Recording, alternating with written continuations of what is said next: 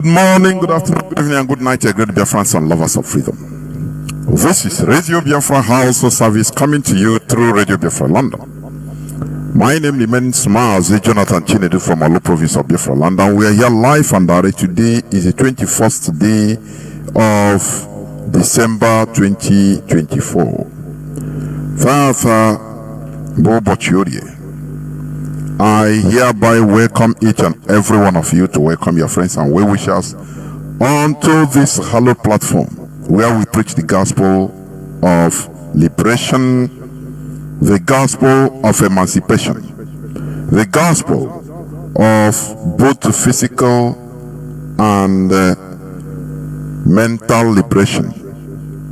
As you may know, concurrently, I know we are having ESN fundraising today also in Belgium. Get together in Belgium, please, in Brussels. If you do not know, please, if you are living in Belgium, please call this number for more information. Plus 32 465 737 452. I repeat, plus 32 465 737 452. I hope my voice is coming out clear. I don't know what is happening. I've been taking care of some technical hitches. Please, I need to be informed whether my voice is coming out clear on our platforms. Please, I need to know, because I've been battling with some technical hitches. Just few minutes. Since few minutes I've been here. Please.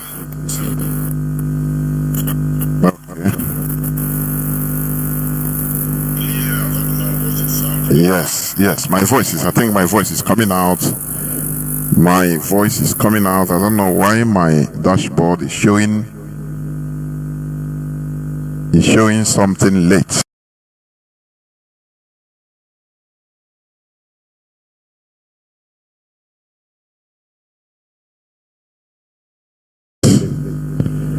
I don't know why. I don't know. My dashboard is showing voice is coming out clear.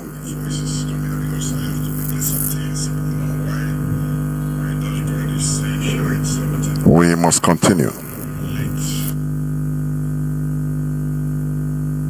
We must continue.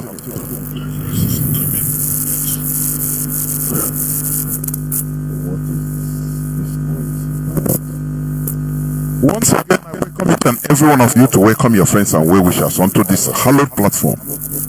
This is Radio Biafra House of Service coming to you through Radio Biafra London. Today is Saturday. Today is Saturday, being the 21st of December 2024. Tata Bobo Chioria. Tata Bobo Chioria. All this. Yes. As I was saying, today being the 21st, there is a get-together in Brussels, in Belgium. Get-together and fundraising, ESN fundraising.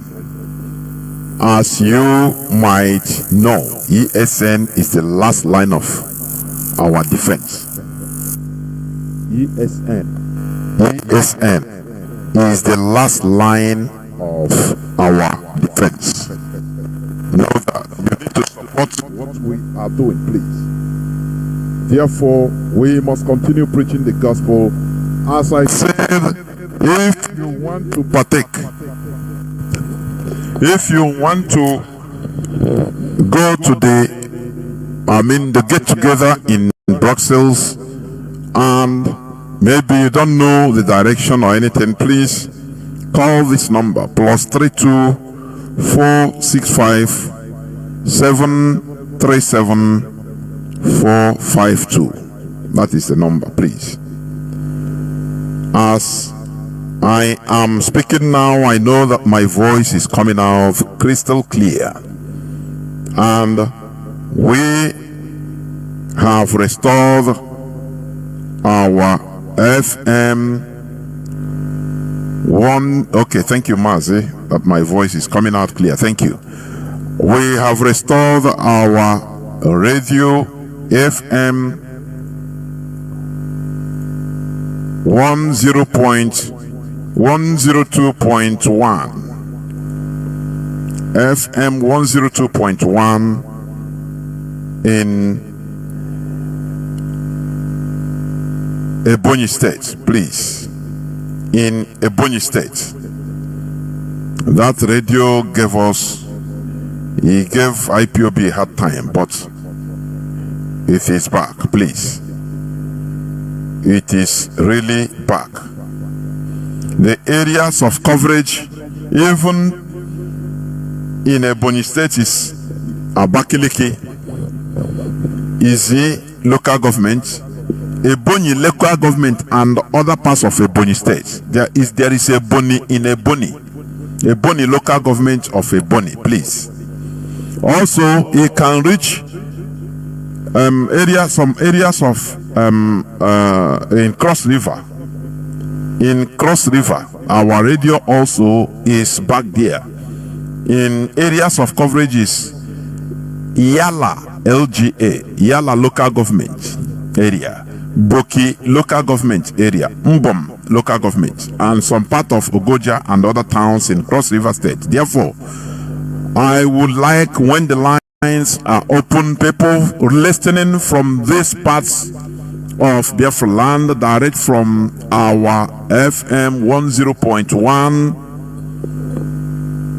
how I wish they will call in order to give us the information of how, or the quality of our FM there, please.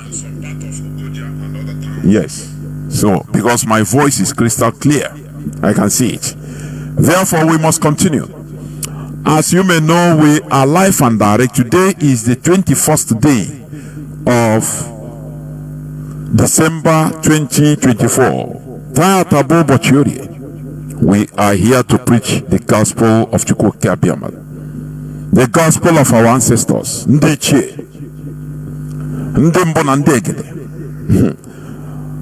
What they left for us to continue to develop, to innovate. And we stupidly relegated everything, through everything, thinking that it would well with us when we discard our roots. But let me tell you something.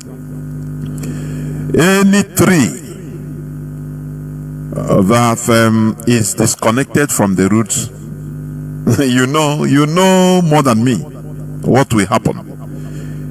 The branches will die off, no fruits, it will die. That is the thing. That is what has been happening to us. But we are now trying to reconnect to our roots. Make no mistake about it. Some people are doing different things, thinking that it's going back to our root. No. We want to be restored back to our roots. That love we have for ourselves, the way we do things together, that is going back to our roots. Not following maybe the roots of scamming that foreign religion brought to our land. Without taking time, I will just talk on something before we go on some news headlines, before I go to the subject matter of today, because the subject matter of today I want to discuss is captioned human capacity development. That is the subject matter. I mean, the topic of our discussions today. But before that, I want to draw your attention to what we have been discussing on the issue going on in our land You know, last time, there is official statistics of what is the insecurity that is going on in the whole of Nigeria. And the little wonder, you know, we should never stop talking about this. Little wonder, we found out that Southeast, which has been the media object of discussions, crying insecurity everywhere. Little wonder the reality is different. That Southeast is the least in insecurity when you compare to other places, the whole other regions. You know, I want people now how powerful the media is. Media power. Media will turn you to hate your brother. Media will turn you to love your enemies. Media is weapon of mass destruction, more than nuclear weapon. You see, the media, they will make you to believe in something that does not exist. I am telling you. Do you remember every time Ruben Abati will come up on Channels Television or Arise Television and all the rest, all of them talk about insecurity in the Southeast, oh, kidnapping, this and that. Oh, you think that they are doing it because they love us? No. And he is IPOB. I want people to understand that IPOB opened our eyes politically. We start thinking politically. Otherwise, when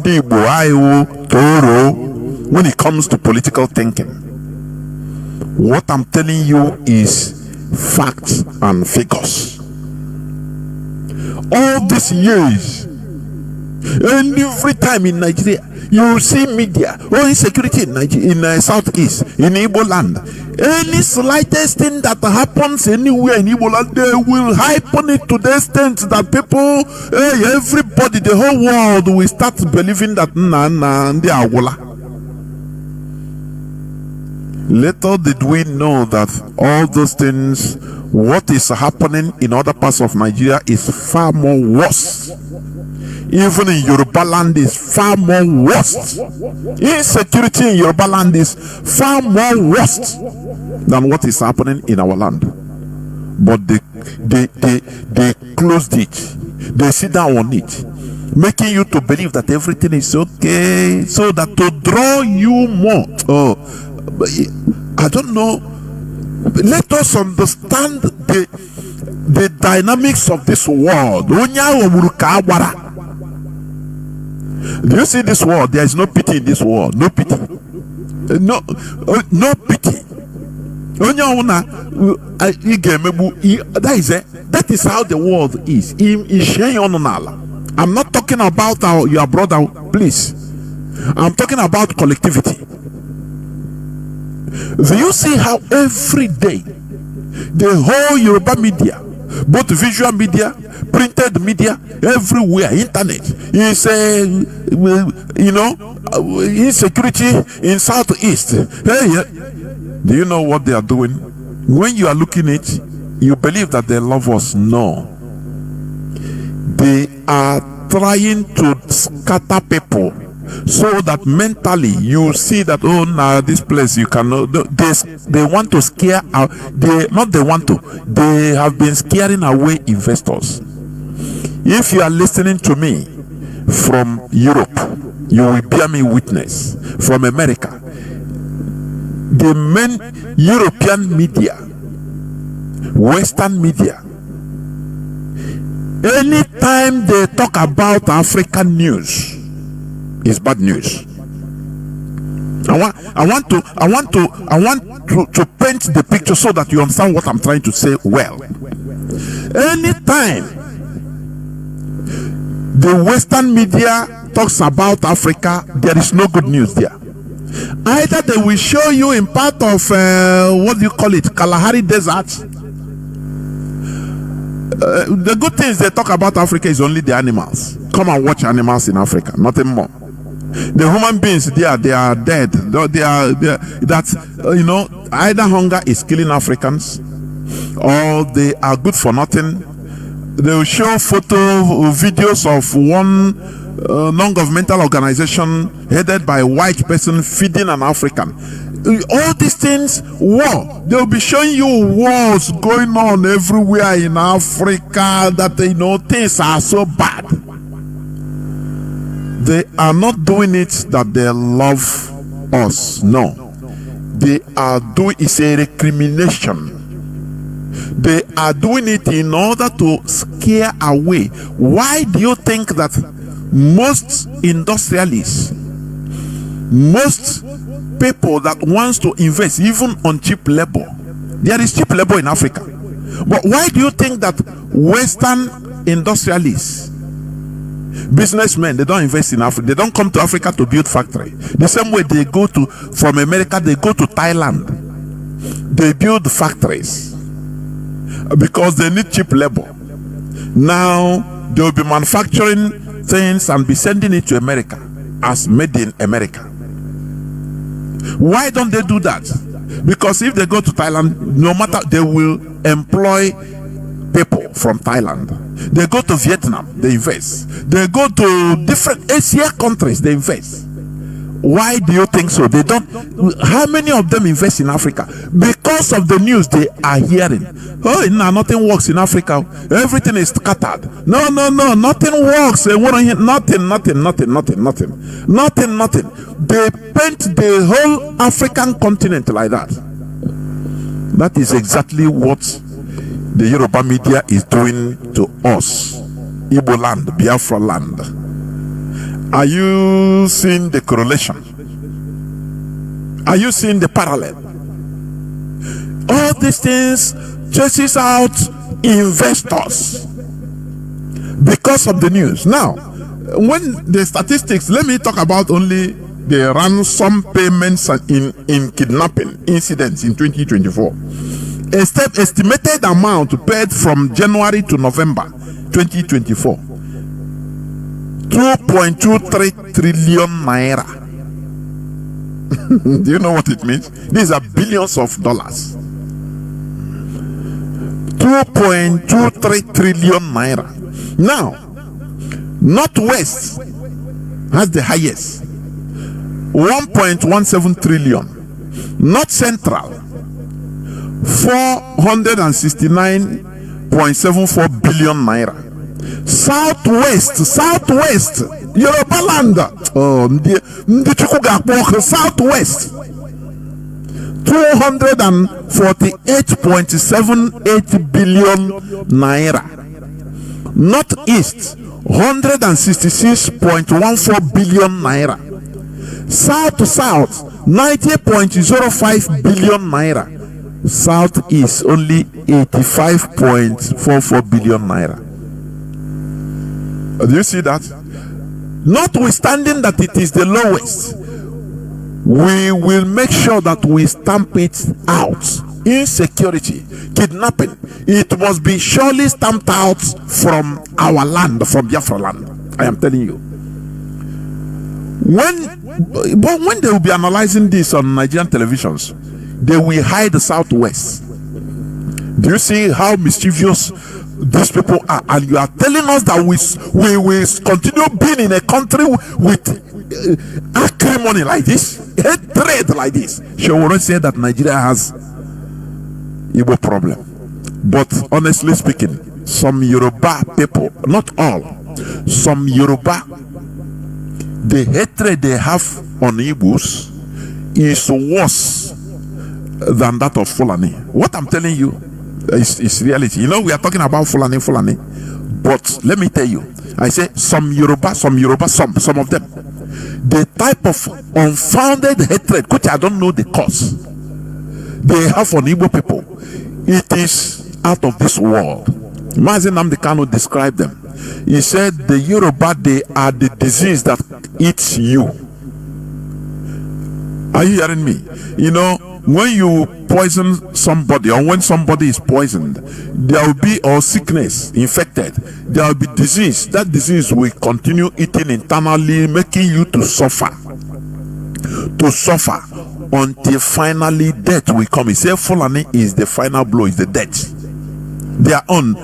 You can, let me tell you something, you can even live with the Fulani.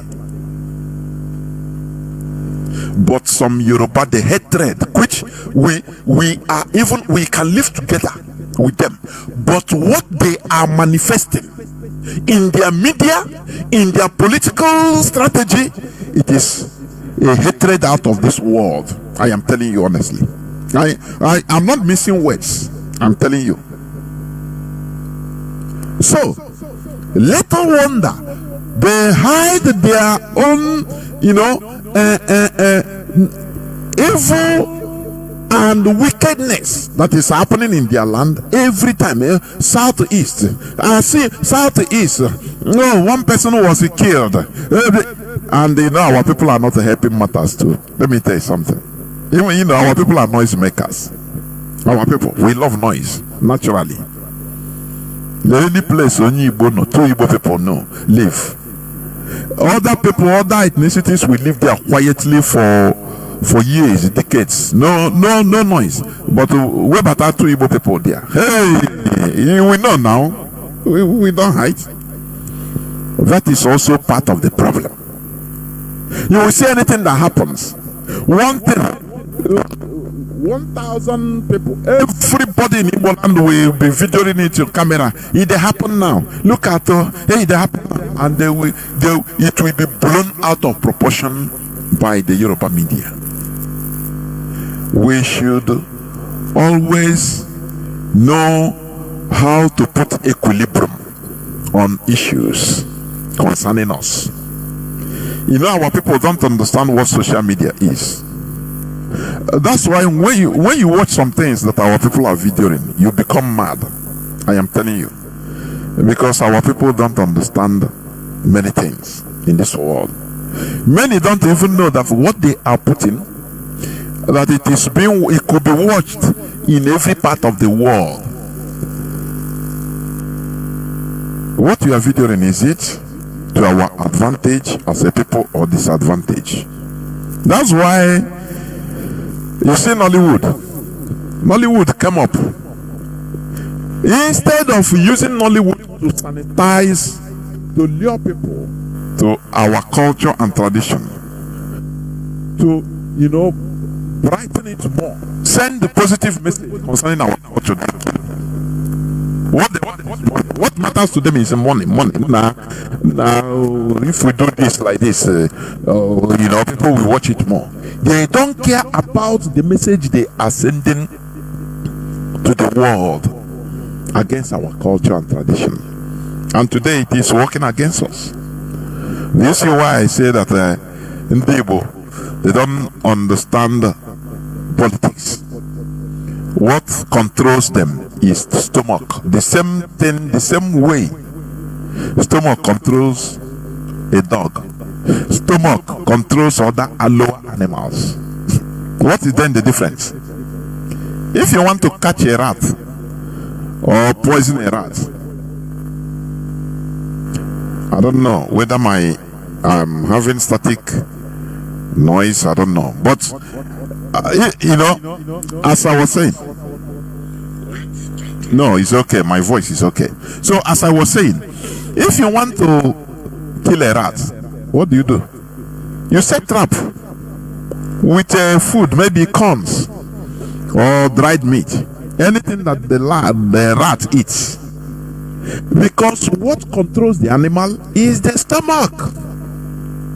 Why should our people be controlled solely by our stomach, by our ego, by greed? Why? That is why we fall out. We always fall into temptation. Look at what happened in Okija. Look at what happened in Okija today. People are stampeded to death. More than 100 people being killed in a country. in a country. Also, the same today in Abuja, the same thing happened in a church in Abuja, Maitama, in Abuja. People, I saw the video, disgusting, how lifeless bodies, corpses, lie in, when we call Nigeria a zoo, I don't know why people, zoo is even, we are giving insult to animals, honestly speaking. In Nigeria, life is nothing. Even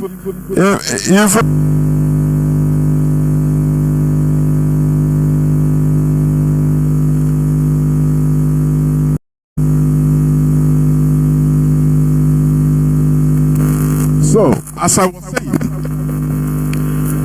the war that has been going on in Ukraine, you don't even see dead bodies. They don't show you dead bodies because of the respect. At least even whom dead bodies should have respect. But in Nigeria, there is no respect. No respect. Very, very sad. Very, very sad. You see people lying in hospitals, being thrown like animals, lying on the floors. That is where there is no respect for human life. Do you understand what I'm saying? People got stamped to death. People got stampeded to death because they want to go and take rice. 1 kilogram of rice or less. How are you going to define that place? That is why I don't blame Kemi Badenoch, the Yoruba lady that is now the head of Labour Party or Conservative Party in the UK. She didn't reject, she accepted totally her roots, her Yoruba roots. She accepted totally her Yoruba roots. Some people are asking whether I'm live. Please, I am live and direct. Today is the 21st day of December 2024. For you to understand that I'm live. Now, people want to have a share of rice.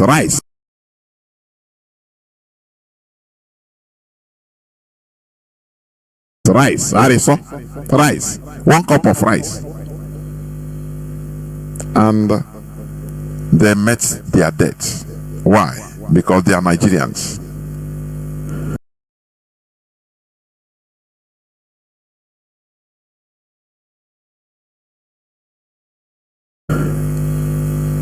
And they met their death.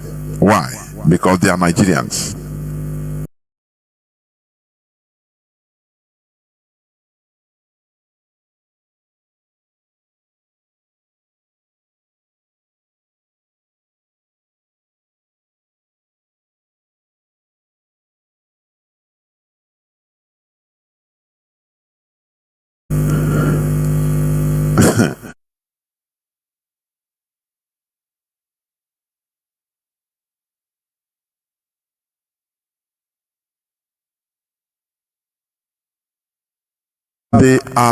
I'm talking in Okija now. Forgive me to say this, or permit me to say this. Some of the people that died, the worst thing is that we defend evil. Some of our people defend evil by not accepting responsibility. Are you hearing me? By not accepting responsibility.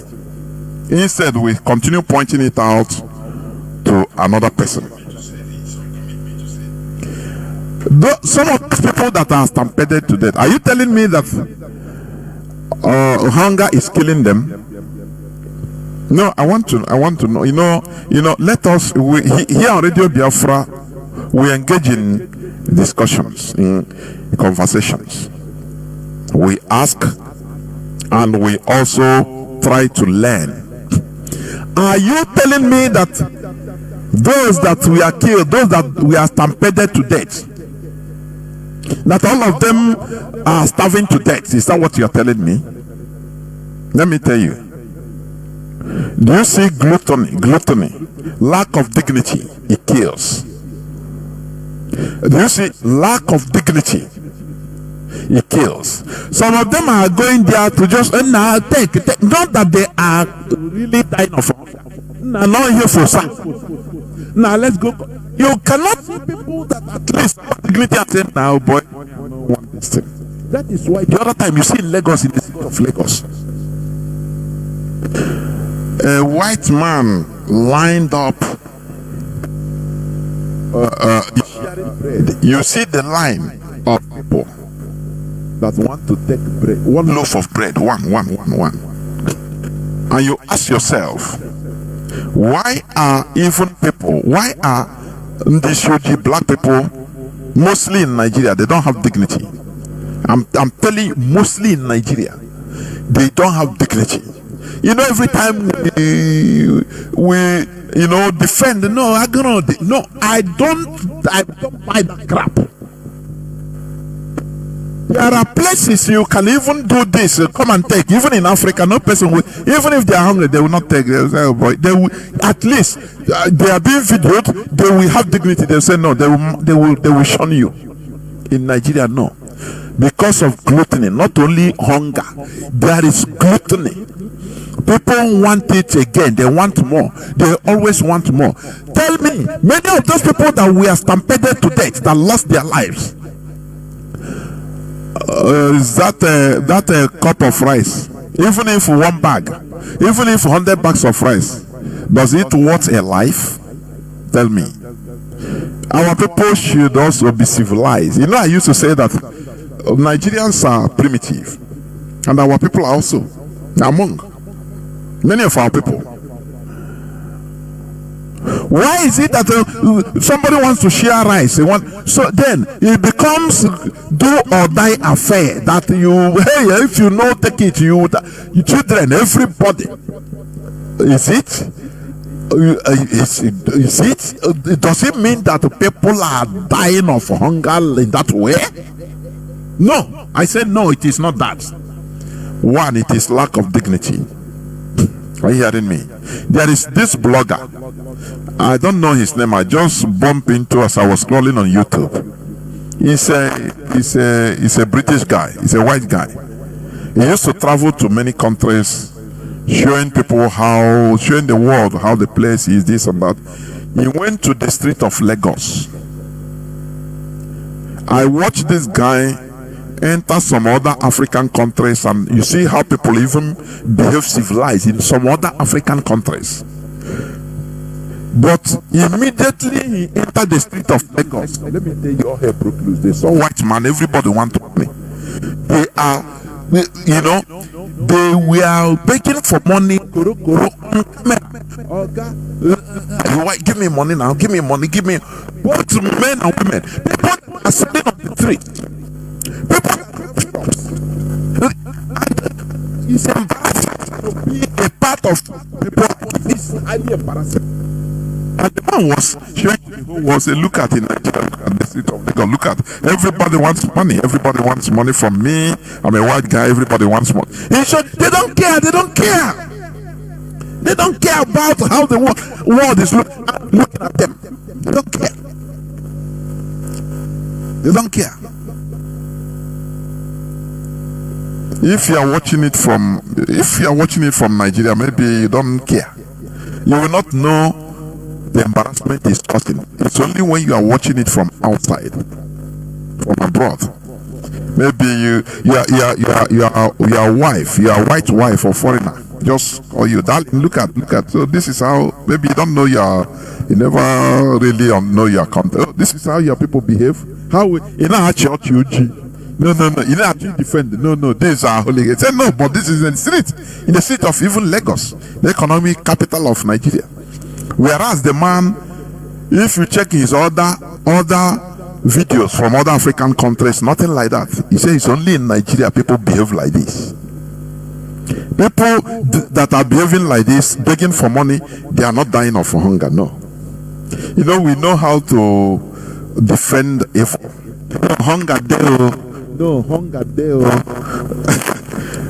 No, we use it as a cover up. No, hunger. You know, hunger there now. Hunger there now. You see the people that died, their corpses, they are not looking like people that hunger is killing. Many of them garana on free sometimes on our south. Let me tell people, because this character, we must desist from this character. We must understand how, how to defend our dignity, human dignity as human beings. Not always be controlled by our belly, our stomach. Because you saw something free. Now this man is sure is sharing rice. Everybody got a very sad. Honestly, it is very, very sad. It is embarrassing, highly embarrassing. So those people, they have died. Haven't they? They have died and gone. No more. Rice, they don't eat. Even if you carry 2 tons of rice, give to their family, they are gone. They feel nothing no more. It's finished. So, what am I trying to say? Our people should show restraint. Sometimes our people should show restraint. What I see that is causing the real cause of this thing is gluttony, greed, gluttony. Gluttony is Oliver Twist. You want some more, even if the one you have will be enough for you. You want some more, Oliver Twist. I need some more. Are you hearing me? So that is it. So as I was talking about the insecurity, statistics on insecurity. Little wonder Yoruba land is far more insecure when it comes to reality than the Southeast. They are shouting every time. This guy will come. What is his name? Very ugly human being. The worst part is that when you see some of all these people that are showing this type of disdain, and they don't resemble human beings. Abati. They don't resemble human beings. When you look at them, they resemble something that comes from under the ground that you don't know. Well, just look at them all. Well, when they are talking, they are bad inside and outside. They are ugly. Their outward ugliness is the outcome of their inside ugliness. I am telling you. They will continue talking and hitting. Insecurity. You think that they love you. Oh no, they care for Igbo people. No, they hate us with every breath in their life. That is why they are talking all these things, so that to scare people away. The same way Europeans are showcasing Africa to the world as a place that is a no-go zone. It's either people are dying of hunger, or people are cannibals, they will eat you raw, or war is ravaging, tribal wars everywhere. So there is no place to put leg, and the people investors will be running away from Africa. This is what they are replicating in our land. Let people understand this, because what you are seeing is what you paint it in your mentality. Whatever you are seeing, it directs you as a human being, your mental state. What you are hearing every day, what you are seeing every time, it molds you as a human being. You understand? That is why, once religion hold you, you are gone. Mostly an Igbo man. You are gone, unless if you liberate yourself like we did. know that a guy because it's not easy to remove to clear yourself from all this religious acme. It's not easy. So that's why you shouldn't be worried. You shouldn't be alarmed. Even when people in this struggle are no. It's little by little. It's not. You shouldn't be alarmed, because religion can bind you mentally.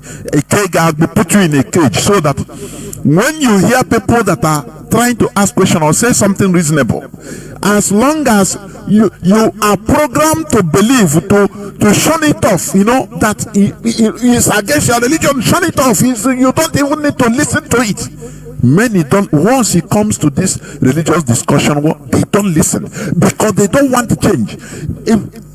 I don't know how deep this thing is. So deep.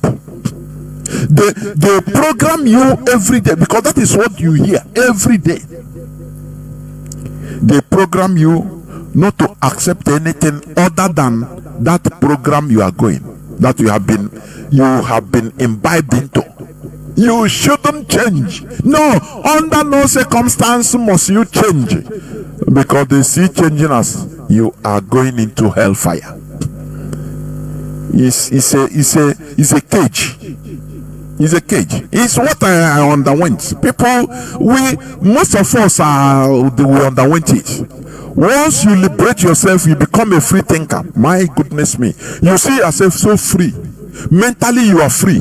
You don't have any bounds or boundaries. No. You are a free thinker. But for religious bigots, free thinking is evil. For them, being a free thinker, no, you are an apostate. You are heretical. You are evil. Even you shouldn't live yourself. You shouldn't talk to the person. That's why they avoid discussions, brotherly discussions. They avoid it. No. How many times have pastors preach and allow you to ask questions? No. You must accept what they say, or you are an apostate.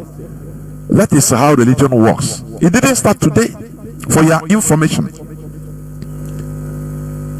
many people were slaughtered by religion, by Catholic Church. Not only Catholic Church, by Christianity. In the Middle Ages, many people, what were they accused of? Heretics. Once you argue what the bishop says, you are gone. You'll be labeled heretical. So you must be zombie. You must accept everything that they say. That's it. Don't ask questions. If you ask questions, you committed a crime, punishable by burning you at stake. It happened. Go and make your studies. Do they study? The answer is no. They study only the Bible, nothing more. They read. You tell somebody, can you prove to me this and that? He start quoting your Bible. Because that is the program. As you can program your computer with your language, computer language, COBOL and all the other languages. You will be acting like that. That is how it is. So we must continue, because for us to be genuinely free, because any freedom that is not genuine, that is a flag independence. Okay, come mine no buy no I na kupiaridia. I may buy now, no problem. Instead of coming up with nonsense in our heads. When you see the development of Europe, they did something in their head. They did something. It's not free of charge. They did something. Something happened. They cleansed their head of religion. That is the truth. And today they are enjoying it. But when they tell you, let us at least do our own thing and be clean, you say no. I become an enemy. It's very, very sad. Now let me so in summary of this insecurity news, any other time you are hearing them talking about southeast as insecurity, yes, even if we are the lowest in insecurity, we don't want it at all, because that is not who we are. We will stamp it out. But when they blow their horn, please, if you have the possibility of calling their station, if they open their lines, call them and educate them that look, all these things you people are talking southeast insecurity, these are like, why not talk about what is happening in Ogun State? Why not talk about, you can disappear in the southwest like anything. The southwestern elders, Yoruba elders, were shouting about the complete rise of ritualism, using human for ritual. They don't talk about that, do they? No, they don't talk about that. What they shout is about southeast. There is, no. How do we put southeast in peace? When you see that ugly monster called Ruben Abati, the way he used to talk, he pretend as if he love Ndibo. No, how do we put the southeast? How do we put this thing? Put them at peace. When you see him, hear him talking, please go to either you call if you have the opportunity, or follow them in their platform, comment, tell them the reality, that they should leave Southeast alone, they should leave Igbo land alone. This is no more the time we are mugus. We have risen up. I am telling you, we have risen up, and we have risen up. You show them the statistics. Whenever they are talking all those rubbish, bombard them with the statistics record of what is happening in other places. Bombard them. That is how to quieten them, because they are evil. We should never stay in a country where we are treated with disdain. It's impossible. We should not continue like that. Therefore, we must continue. There is one other news headline, normal thing. It's no more news. It says, it's yesterday's news. Benue farmers seek government security intervention as they lose farmlands loved ones to herders invasion. Benue farmers. What Njemanze revealed is happening koro in our eyes. And Nigerians IPOB has been crying, Radio Biafra have been shouting this, and being practical. Put ESN. But these people, they don't care about what is happening. They don't care. Benue farmers seek government security interventions as they lose farmlands loved ones to herders invasion. Now let me ask, why is it that these herders, Fulani cattle herders, why is it that since ages they have been on the rampage, but people are not mad at them? Listen, people are not mad at them. I used to say this: how is a small proportion of that is less than 1.5% of a country controlling 98.5%? How? I want you to make your researches, to crack your brain, make researches of how do they arrive to this point. You need to, because this thing will answer so many questions for you, for yourself. The Fulani, one, they are not indigenous in Nigeria, number one. They are very little in population. But how come in a population now of 230 something million people, now people with a population of less than 10 million is controlling everybody? I want you to think about it. It's a rhetorical question which you need to think about. You go and make your researches to find out why is it so. You will find out many things. You will find out that the indigenous population in Nigeria are the most stupid set of human beings. These people that are losing their farmlands, that their people are being killed in parts of the north.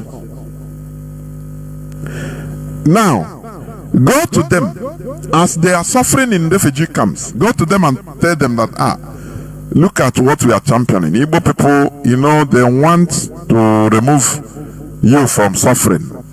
As we are talking of Biafra, hey, you have poisoned them. In their miserable situation, they will not. They like even the killing of the Fulani than seeing you, being with you, fighting the same cause as an Igbo man.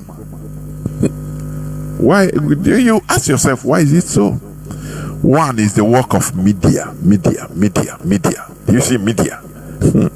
You brainwash people through the media. Nigeria have been doing this with the help of international media like BBC.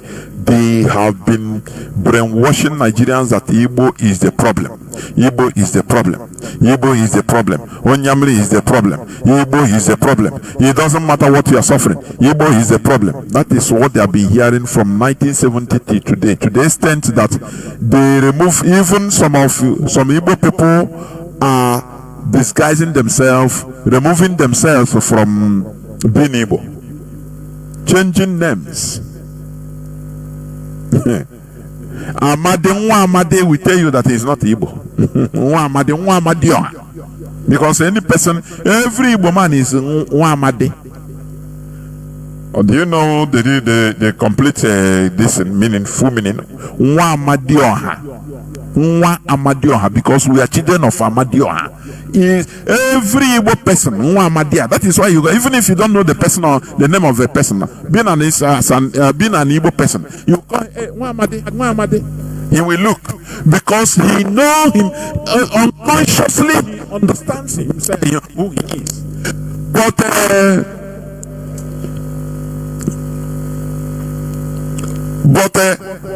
because of being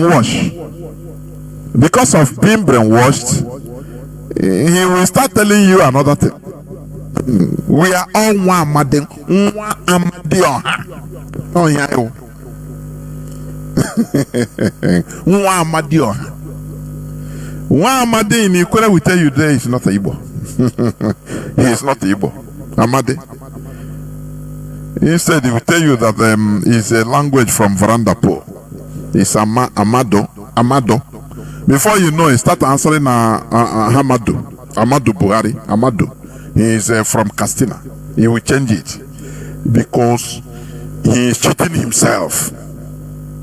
The worst thing is lying to yourself. So, what am I trying to say?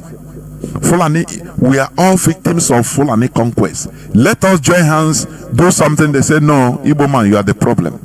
That is how they have been brainwashing them till where we are today.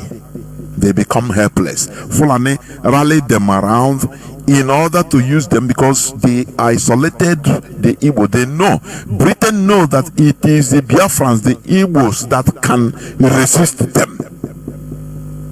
Igbos resisted them for 31 good years. Are you hearing me? During the colonial time, Igbos resisted them for 31 good years. When Ekumeku was finally defeated in 1904, that was when Nigeria becomes the pronounced amalgamation of Nigeria. So that hatred, British hatred is there. So they use Fulani, rally everybody around them. Use BBC. BBC is the media, the only media that spoke about 1966 coup and labeled it Igbo coup, and it stuck. It became the subject of discussions, subject of actions and inactions, everything that we are today. Oh, Igbos have taken over the government.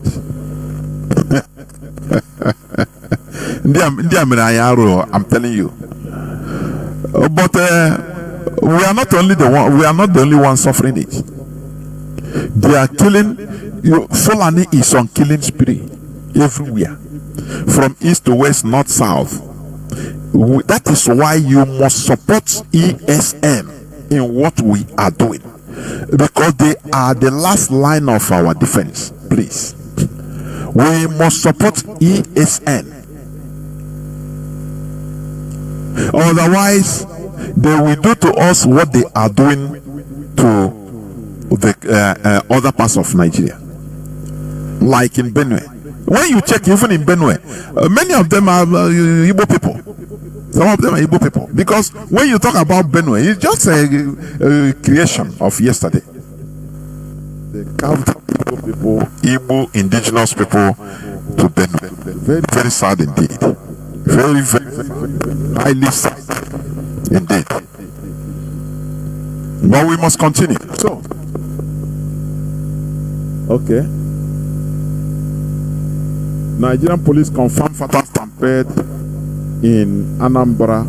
I don't know. In Anambra, whether this is my microphone, I have to change it.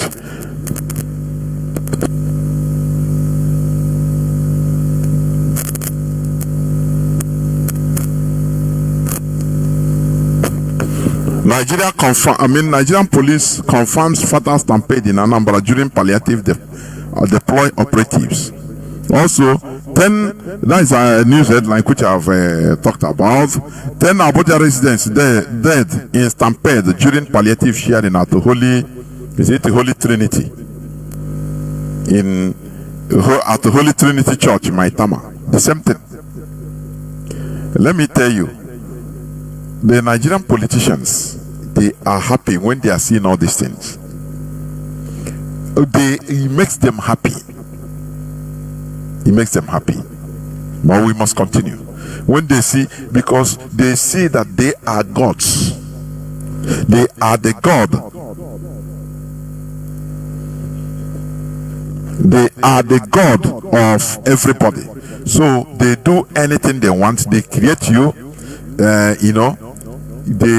They create and recreate. So they are the people that are causing all this. Now, when you look at this, the other news headlines, what food there is billions of naira fraud. Look at Port Harcourt refinery shuts down weeks after $1.5 billion rehabilitation. Do you see? They continue playing with people. And when Kemi Badenoch, when she said what she said, the vice president, the Boko Haram man, Shetima, came to challenge her. I will play it later. But why won't she tell me? When all you hear is about billions of fraud, money that should be used for the goodness of the country, for the goodness of the people, they don't care. They loot it. Today, this guy, Yaya Bello, former governor of Kogi State, billions and hundreds of billions of naira and dollar fraud. He is out on bail. He is out. He is out. Whereas I had they sentenced one child, one person. Is it in Ondo or Osun State that stole chicken, sentence him by hanging to death. How can you call that place a country?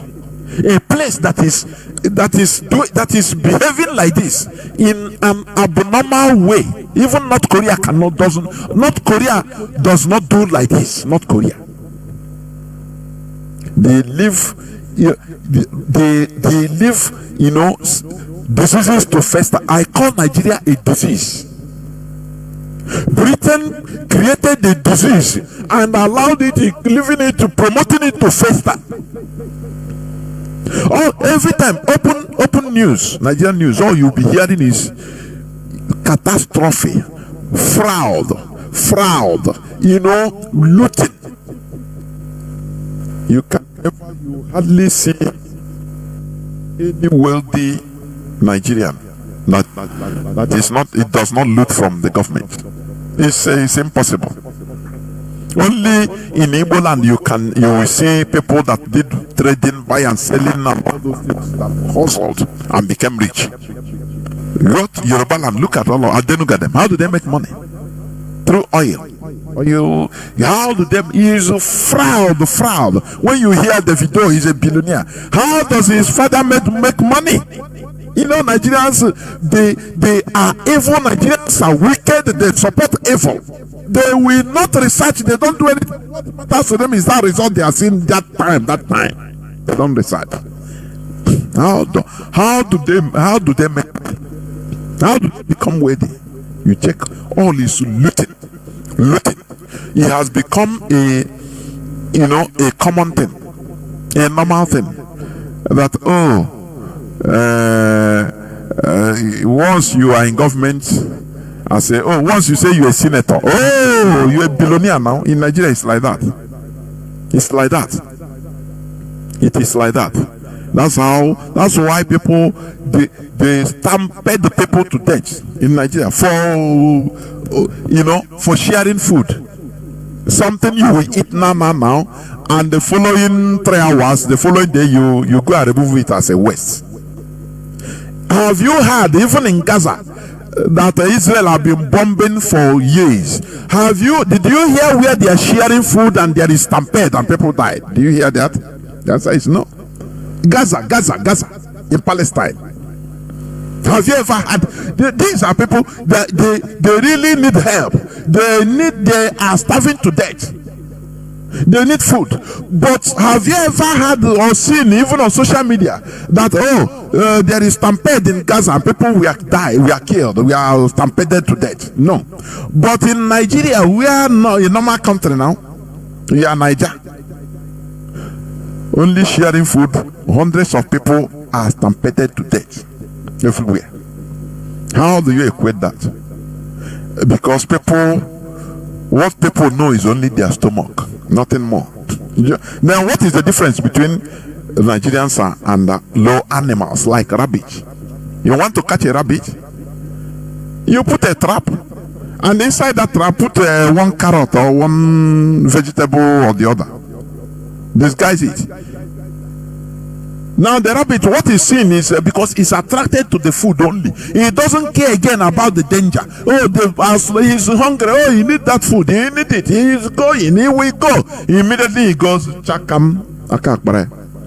What is the difference between the rabbit and the Nigerian? Tell me.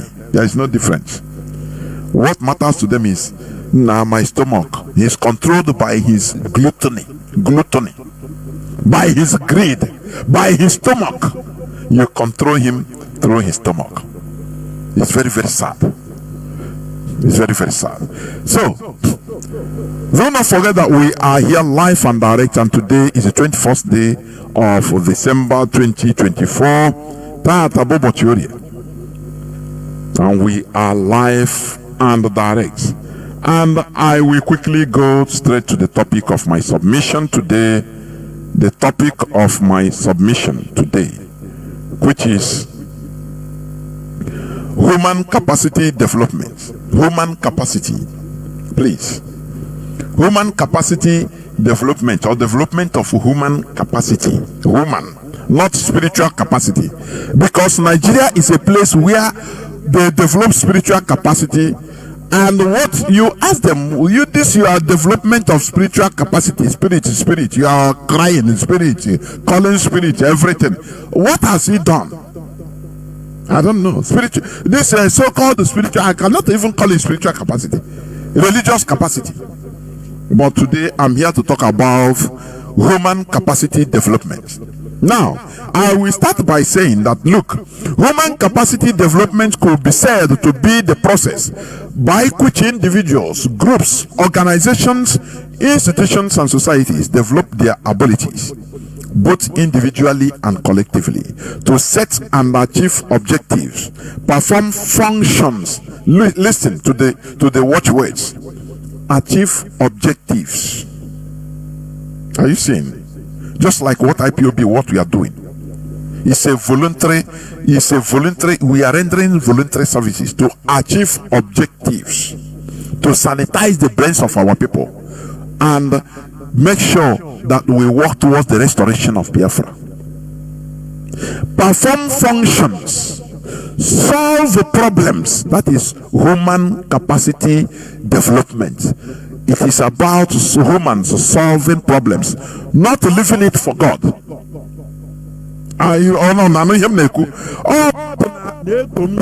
Not spirit, please. That is what we are talking about. Human capacity development. It could be said to be a process by which individuals, groups, organizations, institutions, and societies develop their abilities, both individually and collectively. Now, why?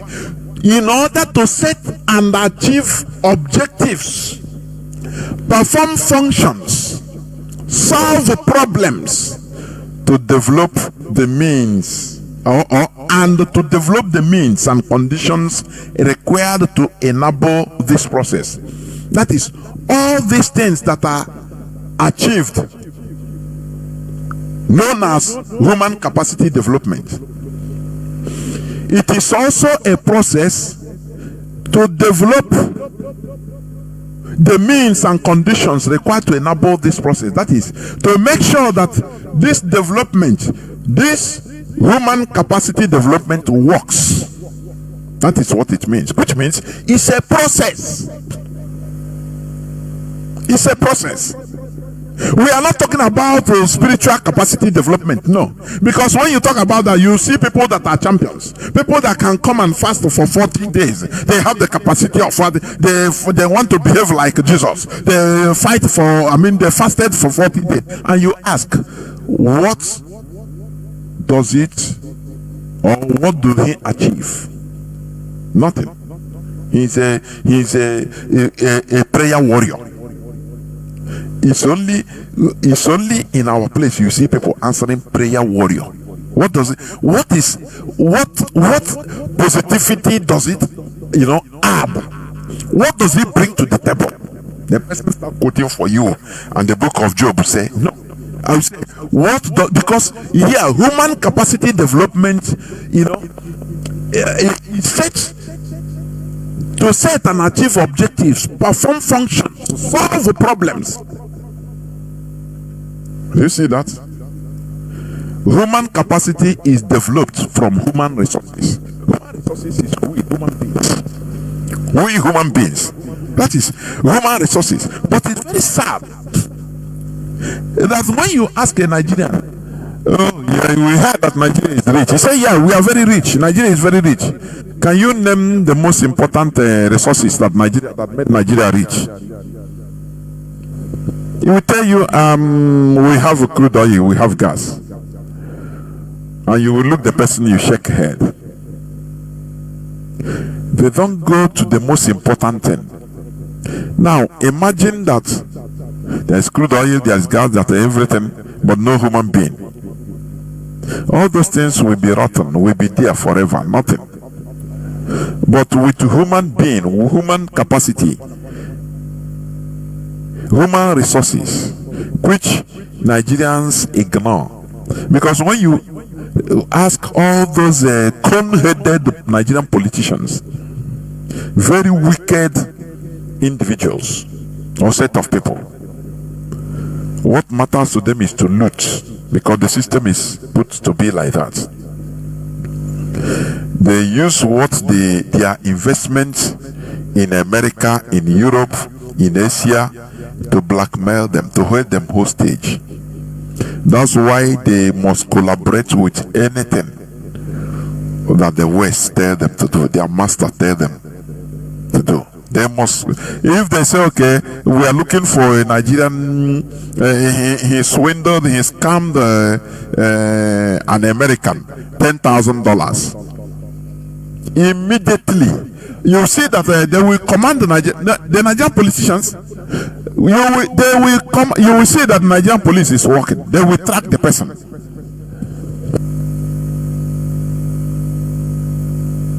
What they want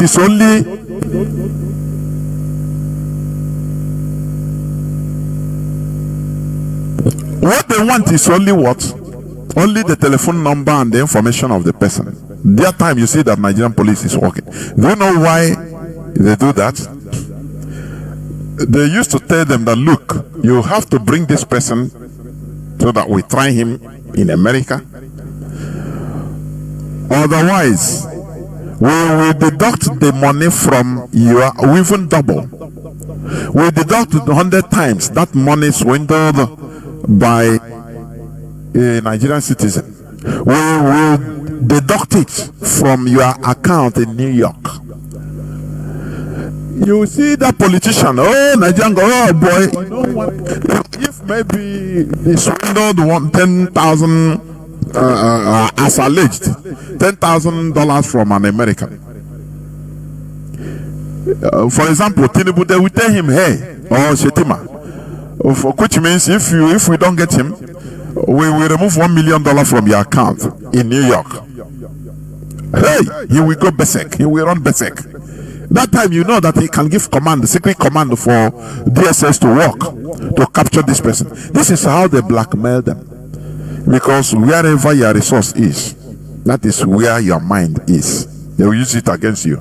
The same way they are using resources of Igbo people in outside the Igbo land in order to hold our people hostage. Don't you see that? How many times? Anything that happens, they will come, they say, okay, remember that the Igbos have investments in 90% of investments, land, property investments in Kano is for Igbo people. We are warning you. They continue using this thing to hold us hostage. In Niger State, it's Igbo people. Look at, even I saw one fire inferno, one inferno in is it Ibadan? Yes. Fire engulfs spare parts market in Ibadan, destroys property worth millions of naira. They will say billions of naira. These are Igbo people. That's it. This thing that happened, it will bring criminals now down to, because many people will be stranded in that spare parts market in Ibadan. When they look, no, nothing. Some sold land in order to go there to now Wambo. Now some of them will come back to Southeast and become a liability in our land. You see, I've been saying this. Let us help ourselves. All these market masters. You see that when Nigerian government doesn't care about you, why not you do the needful? In Alaba International Market, you gather yourself, you make it as a how do you call it, as a policy or a law, a bylaw in the market, that every shop must have this automatic fire extinguisher. You build your shop, every shop must have it. Instead, you know how much, if every shop contributes money, even if it is 1,000 naira, do you know how long it will be? How much it will be? Everybody will be obligated to put automatic sprinkler inside the shop. Number one, and also have a fire extinguisher inside the shop. These are things you can do for yourselves. These are things for your advantage. You can't be waiting for Nigerian government so that anywhere this thing starts, if it is in one shop, before the fire goes out of hand, that automatic water sprinkler will be activated. Maybe it can quench that fire inside that shop only. Before people, and you know what is fire extinguishing machine? Can't markets have them? So that even in the night, if you people are asleep, if you people, no person there, the security people will have access to all those fire extinguishers. These are innovations, innovative ideas that market masters in different markets in everywhere in Nigeria, being controlled by Igbo people. These are things they should be brainstorming. How do we stop this fire? We cannot continue waiting on the Nigerian government. If we wait for Nigerian government, you are nothing. So let us start doing something by ourselves. But every time they will fight to stand Igbo people, and you don't take care. You don't care. Who are you? Until you develop the human capacity of solving problems. That is it. Now, let me continue. Remember, today is the 21st day of December 2024.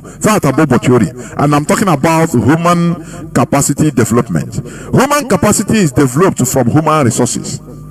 Because without human resources, there will be no human capacity. You have to be there in order to solve problems. Now, human resources or human capital. You see, when they ask you, now you went to serve, you finish a learning market, but you don't have capital to start it. You see, that is capital. The initial money, the initial fund that is needed in order to start up to fund a business. When it comes to human being, that is human capital. When the government or when a country turns their population into capital, capital, with capital you can start up anything.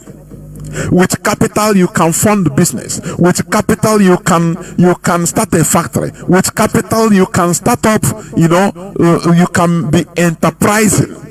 That is human capital. These are things that are being neglected in Nigeria. They don't talk. Those Fulani man know what is capital. They tell you go and pray in the mosque for you to go to heaven. Boko Haram man, go to the mosque. It's I could remember. Is it Ganduje?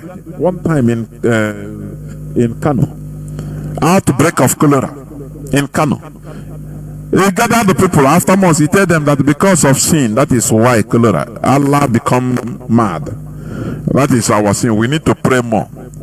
That is the quality, the type of what you are hearing in 21st century. This thing, even in Saudi Arabia, no person can say this type of thing. Maybe the person will be demoted from his job. That it is Allah that is causing cholera. So that he will make people to focus on an unseen spirit. Whereas he is looting looting everything. That is the evil repercussion of religion on our people. And that is why we are trying to tell people that look, it is human being that can do something on this planet Earth. There is no spirit that can do it. Russia that is fighting the whole hordes of evil everywhere. Fighting West is also fighting. They are fighting themselves. None of them is going to call one spirit to come and do it for them. No. They are developing their human resources. That is, they have human capital.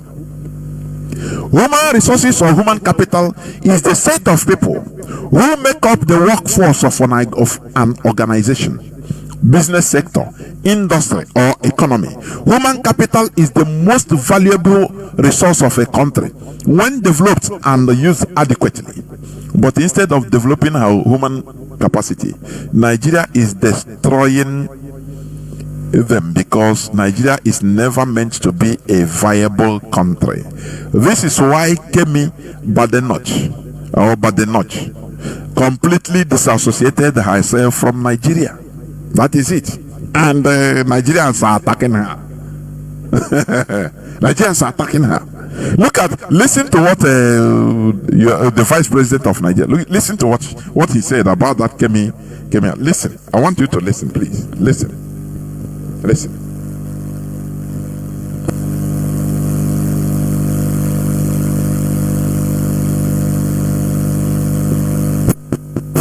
Brazil.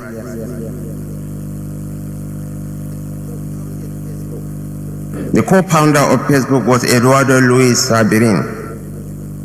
Who founded Facebook? The co-founder of Facebook was Eduardo Luis Sabirin, born in Sao Paulo, Brazil, of Jewish Brazilian ancestry. Elon Musk, the richest man in the world, was a migrant from South Africa. He owns SpaceX and now X, formerly Twitter. I can name names. Sergey Brin, the co-founder of Google, is worth over $30 billion. He's of Russian background. Rupert Murdoch, the chief executive of News Corp, is of Australian descent. Madeleine Albright, who became the United States Secretary of State, was of Czech origin.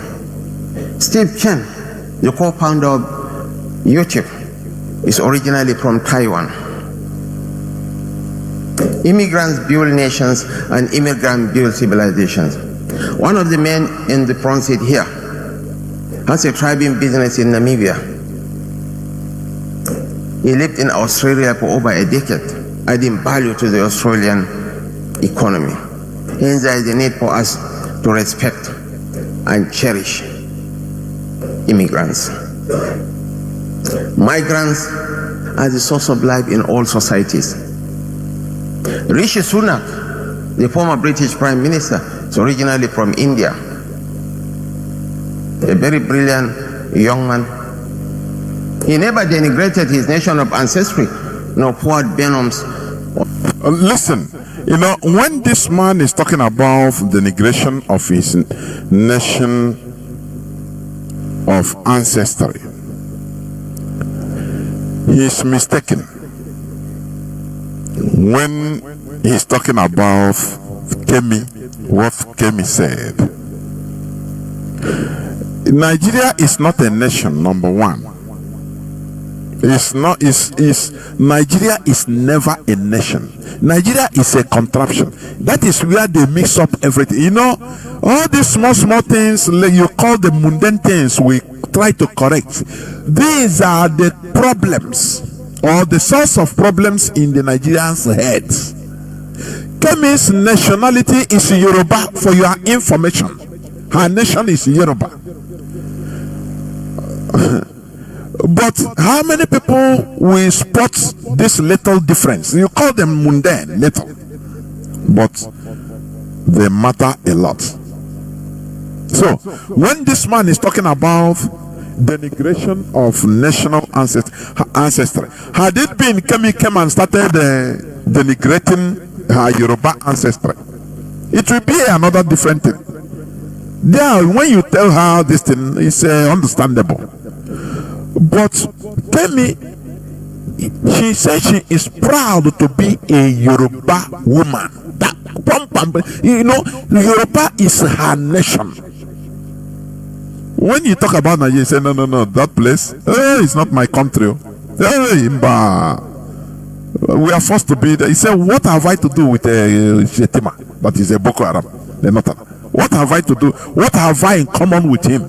Now, why can't Nigerians understand this? This man now is coming to mix up the heads of, the brains of people. Calling Nigeria a nation. Nigeria is never a nation. It is the problem that most of us are having is language problem. Language is a very huge problem. They mix up things. Just like UK, United Kingdom. Don't you ask yourself, why is it that the United Kingdom is made up of Wales, Scotland, Wales, England, Wales, Scotland, and is it Ireland? Now, but during the World Cup, each of the nations now go back, and you have Welsh team, you have England team, that is English team. But when you to the global, another side, the political, global politics, now they answer United Kingdom. Can't can you explain what is going on? Because they take charge of all these little differences. But Nigerians do not, because they mix up everything because of English language. It's not their language. So they mix up nation and country. No, it is not. Nation and the country is not the same thing. A country is just a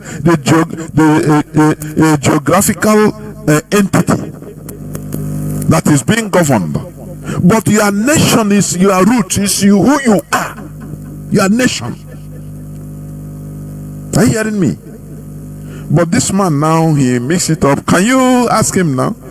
Ask him what is the difference between nation and country. He don't know. He mixed up calling Nigeria a nation. Nigeria is never a nation. Nigeria is an entity. It's a country that forced many nations together under gunpoint. So, but he don't know why. How can he understand? Or either he is acting ignorantly or he is mischievous, because many of them understand things, but they want to mix it up. They use mumu way as if they don't know, and to mix up everything in your heads. Nigeria is not a nation. So the woman never denigrated her nation. Her nation is Yoruba, Oduduwa. She never denigrated. She said she is proud to be a Yoruba woman. But when it comes to Nigeria, say no. What have I in common with a Boko Haram? That's exactly what she said. Now, in order to confuse Nigerians, this man now is having press conference talking to Nigerians. That is why the work of media is very bad. Can you see this thing I'm analyzing like this? Can you call analysts or journalists or analysts in panel in Nigerian television, Chinese television, and let them be analyzing this like this? You can never hear it like this. They'll tell you that place, is a vague. It's highly that nation or country, they don't care about it. But that is where the difference. That is what makes the difference. Let me just listen again. Listen. He never denigrated his nation of ancestry, nor poured venoms on India. Kemi Badenoch. Because India is a nation. Had it been India was maybe together with Pakistan, as Britain created them to be, Pakistan and Bangladesh and even Burma, it wouldn't have been called a nation. But India today is a nation, is a Hindu nation. Some people might be saying, yeah, but you have Christians, you have Muslims. Yes, they are just small minority. The main pillar is Hindu. Hindu is a nation. From Hindu you have India, is a nation, because they have everything in common. Are you hearing me? They have the same value, bedrock value system. Is a nation, but Nigeria is never a nation. The leader of the British Labour or Conservative Party. We are proud of her, in spite of her efforts at denigrating her nation of origin. No, she didn't denigrate her.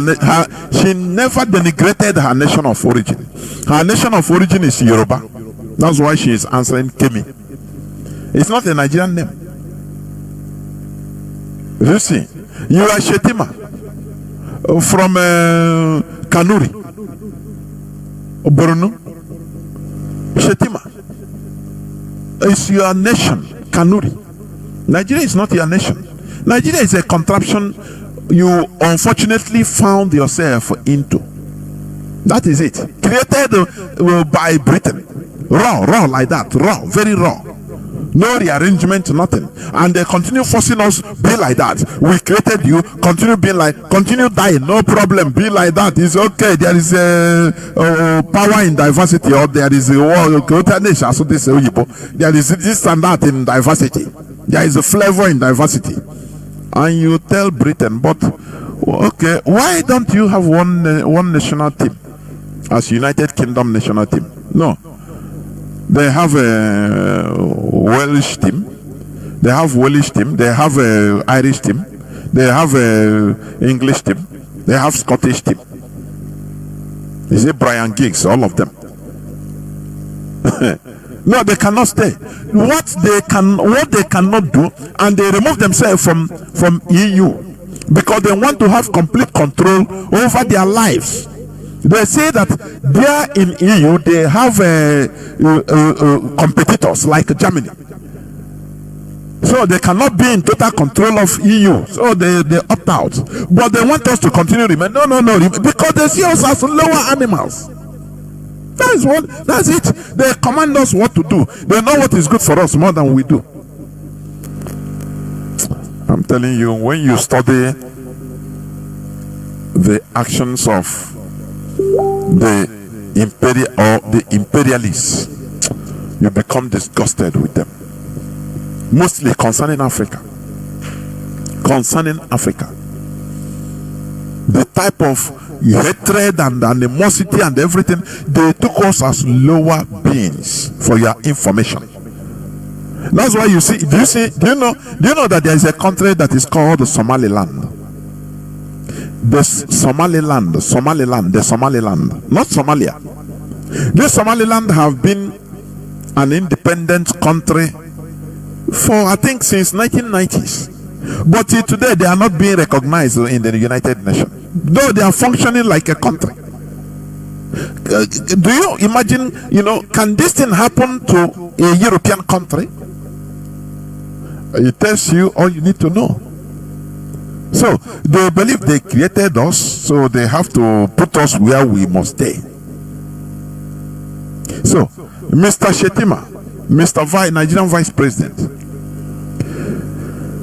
Kemi did not denigrate her nation, but he denigrated the forceful, the concussion, the contraption. She was forced to live with you as a country. So all those examples you are given, it makes you laughable. You cannot give an example with India. India is a nation. Yes, because they have a core value system. One core value system. They don't have a full one small tribe on the rampage killing everybody. They don't have them in India. Is entitled to her own opinions. She has even every right to remove the Kemi from her name. Why?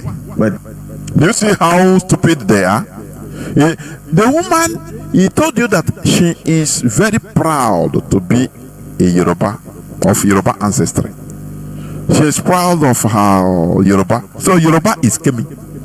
What is Nigerian name? Do you have Nigerian name? No? You are Shetima. Shetima is Kanuri.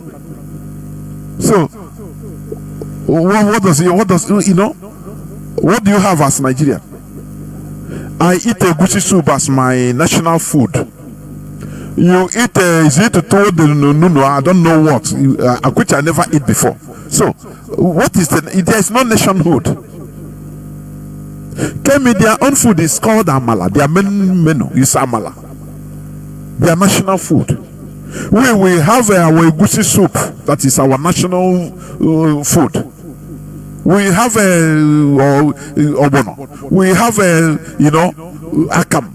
Different things as our national food, which you don't even like. Do you see that?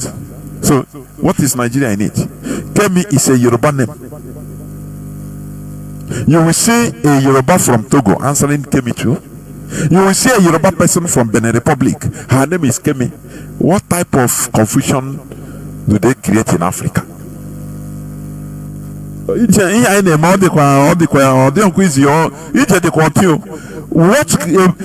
Europeans created in Africa is complete anarchy and confusion.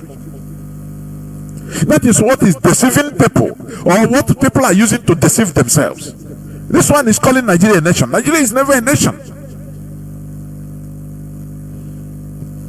That does not underscore the fact that the greatest black nation on earth is the nation called Nigeria.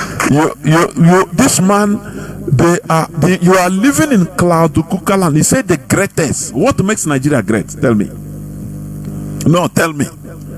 Maybe if line opens, people should tell me, should call and tell. Let us know. He said the greatest black nation. One, Nigeria is not a nation. Nigeria is a contraption being put together by force, by Britain. And we are suffering it. Nigeria is the shame of Africa, for your information. Any African, once you can mention Nigeria, you will shake head. You say, how I wish Nigeria is a place. It should have been good for Africa. Nigeria is the shame of Africa. Put Nigeria where it should be. Separate the countries in Nigeria, and you will see Africa will skyrocket in development.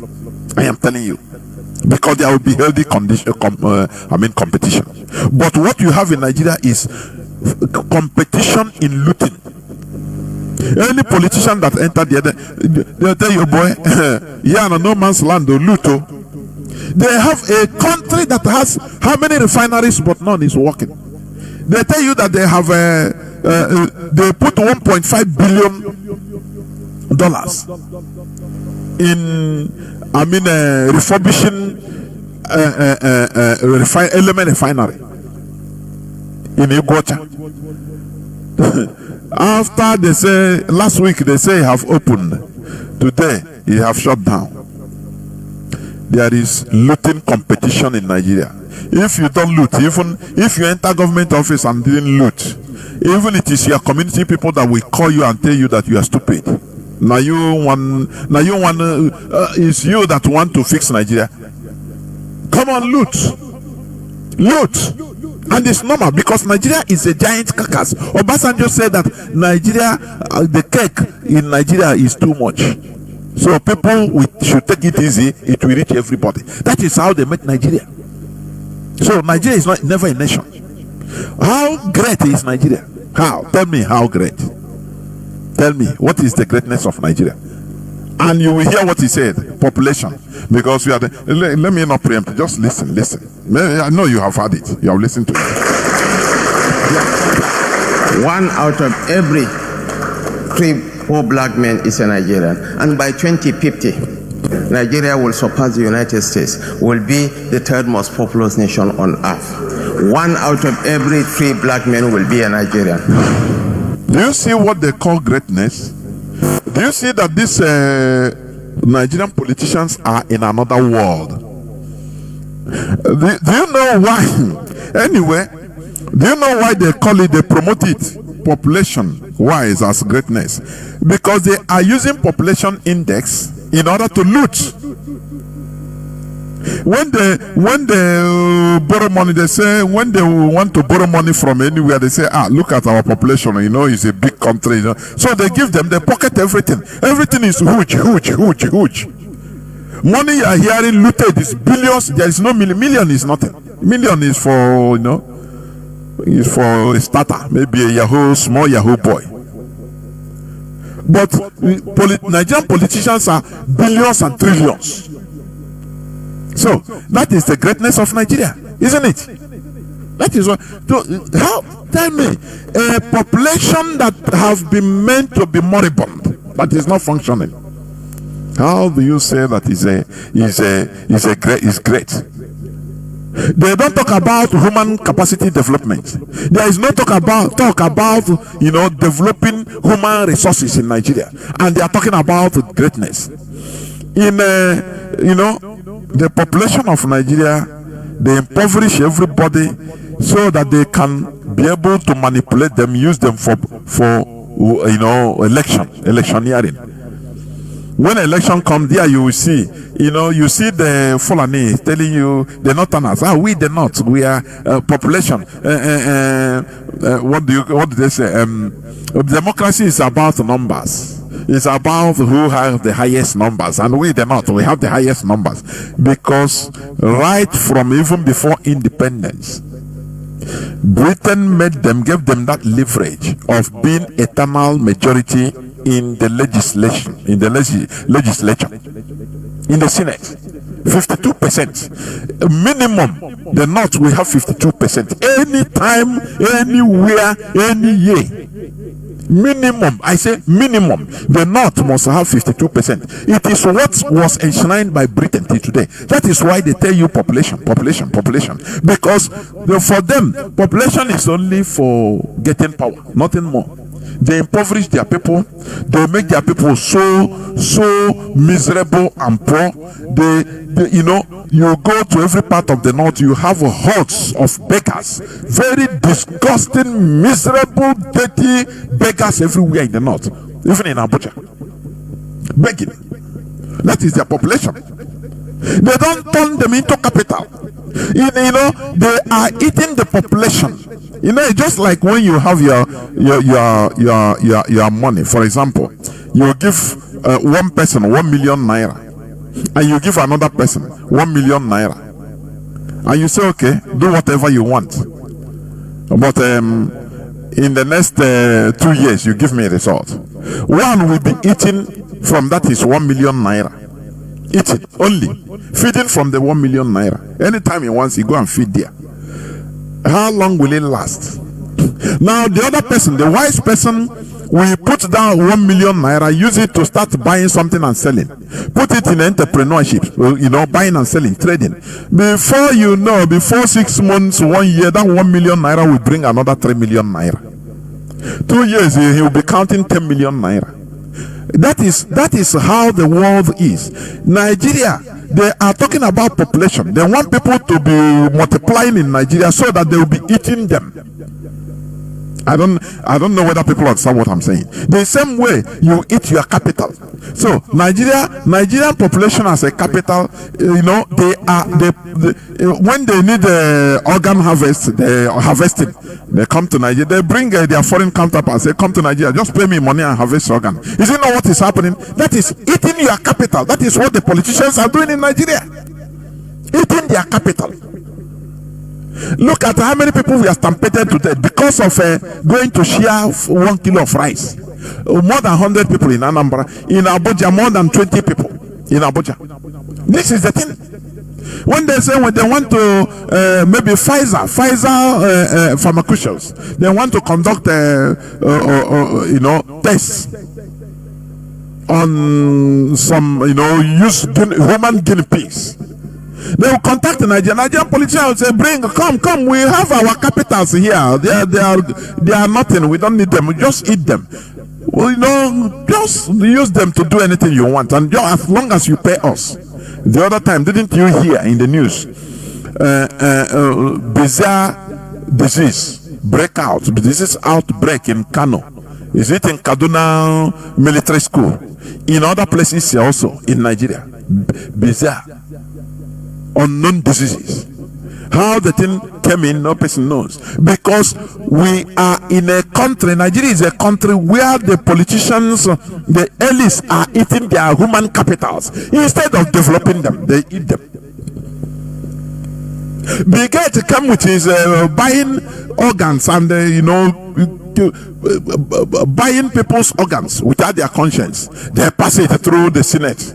Through the law, they endorse it, they pass the bill, say yes, because the main purpose of Nigerian population, the increase is for the politicians to be eating them, just like the person eating his capital.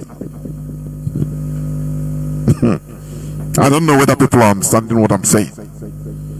That is very, very bad, and that is why Kemi, that woman, openly, somebody like that, what she said, he recorded it all over the whole world, and I'm happy about it. Mazi Nnamdi Kanu said something. And he said it several times. He said, look, if Nigeria does not allow Biafra to go, that we, through this Radio Biafra, we will treat Nigeria, bring Nigeria down to the extent that anywhere in the world you say you're a Nigerian, people will spit at you. People will slap you and nothing will happen. I am telling you. Is it not happening? Kemi have reiterated it. She openly rejected it. Say, what? Me, I'm a proud Yoruba person. They say, what about Nigeria? Say, hey, no, don't associate me with Nigeria, please. That place is not a country. I don't have anything in common to do with a Kanuri man, with a Fulani man in the north. We have Boko Haram is in fact, they kill people like animals. Well, don't associate me. That is what is penning this man. That is what is penning them. Do you know what? Let me tell you, Nigerian politicians are secretly also lobbying through the lady that Nigerian thing. As she was made the head of the Labour Party, the Conservative Party. Don't you know? Nigerian politicians, the federal government will send their lobbyists. Hey, we are happy. Thank God, you are our own. So, they would like to lobby her. They know how to bribe. You can visit us. You can visit Nigeria officially. Now, don't worry, we'll give you oil well, everything. So that is why she's even mad. She shunned them off. She said it openly that, look, don't associate me with Nigeria. So that all these people, lobby, all these Nigerians that wants to come or coming to lobby her secretly, she'll give chance, she'll give way. And I love I love her stance. Even against immigration. I love her stance. I love it. I'm telling you. If we continue pitying ourselves, we will all be we will all die. We will all perish. Now, according to World Human Capital Index table, Nigeria ranks 164th out of 169 countries. According to World Human Capital Index, which means the population of Nigeria is useless. And it is. And that is why people's lives don't matter there in Nigeria. Lives don't matter. Look at attack in Germany. I think it happened today in Germany, where a terrorist attack that rammed into a Christmas market and killed people, whether 3 or 4 people. It is what is raining all over the world. The whole media is raining. Real human beings. Why should real human beings die? But look at today, the same day, today. How many people died in Nigeria? How many people? Ordinary only stampede, number one, only stampede. How many people died? If they tell you the number of Nigerians that have died, I could not be able to bring it out. Whether it's up to 600 and something thousand people, if I'm not mistaken. When you check even Russia-Ukraine war, the Nigerians that have died under violent death in only 1 year, 2023 to 2024 in Nigeria, it surpasses people that are dead, that are killed in Ukraine-Russia war. That we are hearing bomb everywhere. No, it surpasses it. But it's nothing to them. It's even nothing to Nigerians. Do you see? Okay, 601,937 Nigerians killed in 1 year. 2.2 million people abducted in 1 year, according to statistics, official statistics. Does it matter? No, it does not matter. Because they don't take them as real human beings. Nigerians are taken as, lower animals, even by their own politicians. That is why they don't care. What does politicians give to Nigeria? What does Nigerians have? Nothing. Maybe it's only in the north that they pay them social welfare. Do you know that in the north, federal government is paying many northern youths in the north, paying them money that they are not working, they pay them money. This is a secret. Many don't know, but it's truth. Many Fulanis are being paid by Nigerian federal, not state government, federal government. That's why before you become a president of Nigeria, you must. That's why they don't want. They will never allow Igbo man to enter there. Let me tell you, Peter Obi is he's just, I don't know. He's just beating about the bush, because there are so many things they will not want an Igbo man to discover there. Even if he swear to them with his blood that he is going to keep to the rules, there are many things. There are many things they don't want him to discover. You don't know that they are paying the northern youths, mostly Fulanese. They pay them with Nigerian federal government money, not state. They pay them every month as welfare. Whereas in others, we are left to suffer and die and to hell with you. That is a country you want us to continue being? Make research in what I'm saying. They know. So they don't want an outsider. They call an Igbo man an outsider to come and discover what they are doing. Man, all here we break loose. They don't want it. Here we stop it. No, they don't want it. They don't want it. All these things are, look, these are what all these people like Tinubu, the secrets they know. Whenever they will say, if I don't become a president, I will reveal things that will stop Nigeria will cease to exist under 24 hours. What do you think that they will reveal? There are things they will reveal that people will go crazy. They are paying many Fulani youths, they pay them every month as welfare. You don't know, with our money.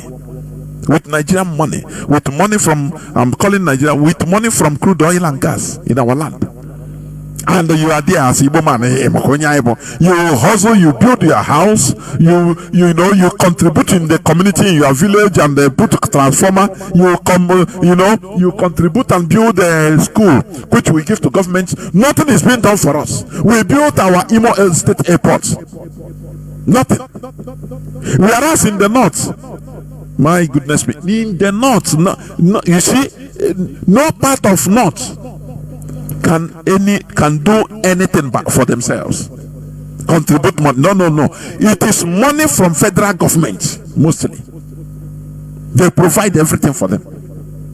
You are living in the same country, right?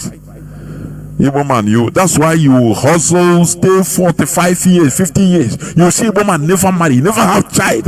Which kind of suffering we are being sentenced, and we are suffering and smiling, for goodness sake. Let us behave like this openly and reject Nigeria openly. Enough is enough of all this suffering and smiling. You are working in America 3 jobs at a time. A human being like you are working like a machine. How many people you are taking care of in Nigeria? And slowly you are dying. You don't know. You don't know. We are dying slowly by slowly, because now you go build a house by yourself. Now you go sponsor people to school. You will do this, you will do that. Nothing. We are left with nothing. Only our physical power and brain power. We are hustling. What kind of life are we living? I'm asking. Is it not time for us to sponsor or support what we are doing? Because we are not living life. I am telling you. Forget about you just amateur judge. Amateur judge. That is what we are living as Igbo people, as Biafrans. Amateur judge. In Germany, in Arono, in America. How many people are you taking care of in Nigeria? Sometimes, as a human being, I know it happens to almost even all of us. Sometime in your life, when you think this, you can stay only by you'll be crying as a man. You'll be crying. You are not crying because you cannot eat food, or you'll be crying the situation when calls come this and that, overwhelming this and that, and you are the person, you start crying by yourself.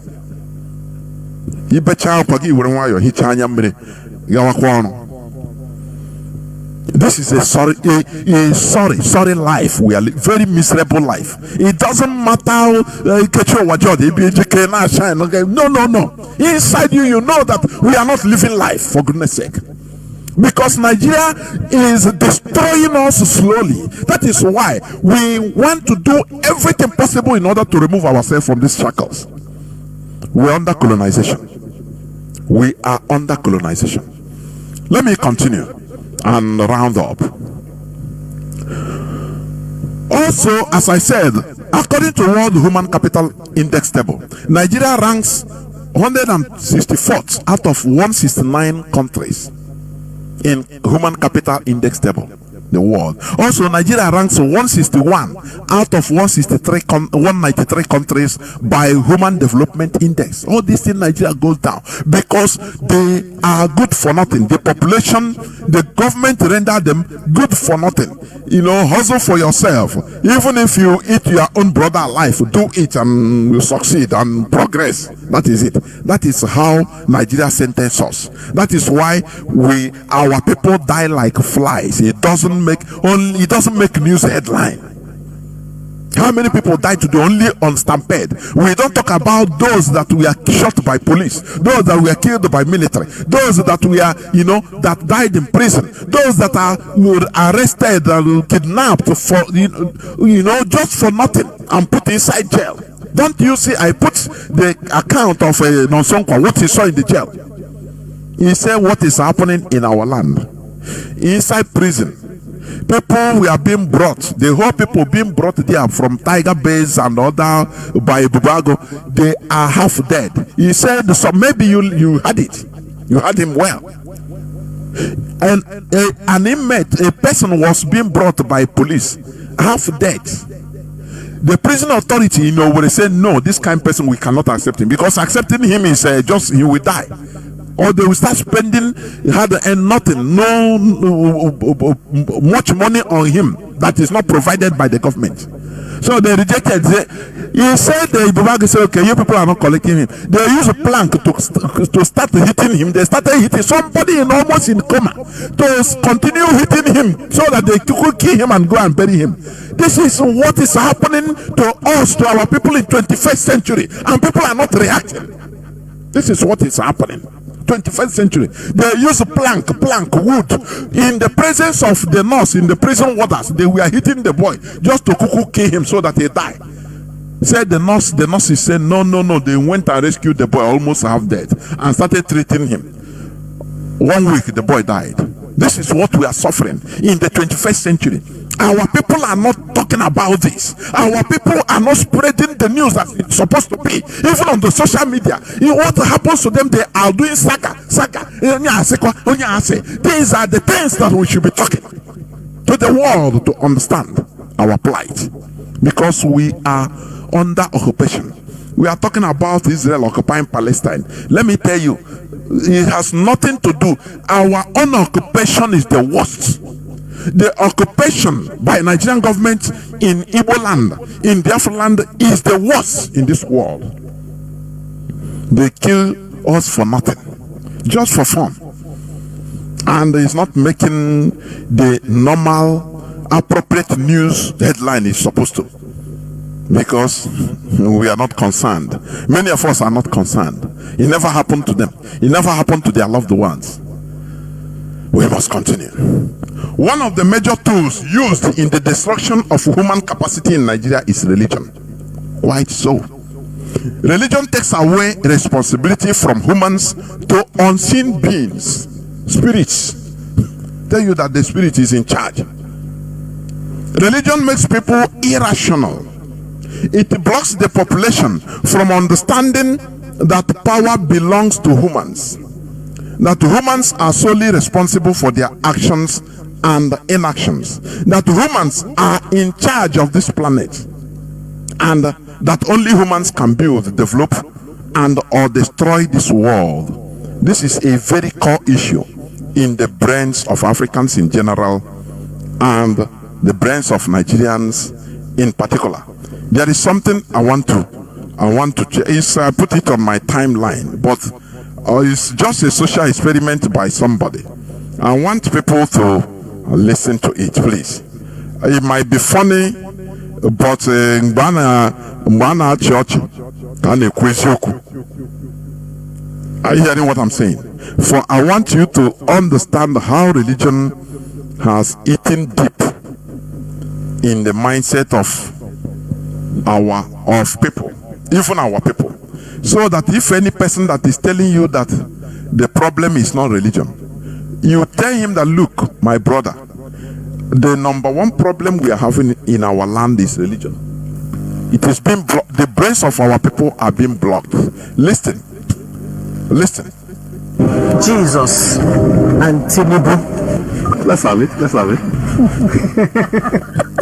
let me give you the background of this. You know, it's a funny thing, but this our brother, he went to the market. He's conducting social experiments in our land. He printed the photo of Tinubu and the photo of their Jesus.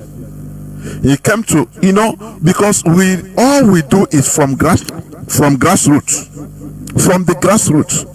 because the problem is always the grassroots. If the message of liberation goes and delivers the grassroots, finish. You have lighted the fire. It's okay. So this our brother went to ask in the market a woman.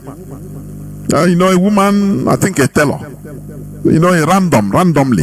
He said, he showed him the photo of Jesus. He said, Jesus and Tinubu, who is in charge of Nigeria. Just listen. I've given you the background information. Between Jesus and Tinubu. Let's have it. Mommy, don't laugh. Between Jesus and Tinubu, who is in charge of our life as Nigerians? Is God. Are you hearing? Is it Jesus? Jesus is God now. Yes, Jesus is in charge. Okay, Jesus is in charge. Okay. Between Do you get something there? Emma, our people, many of our people don't try to learn.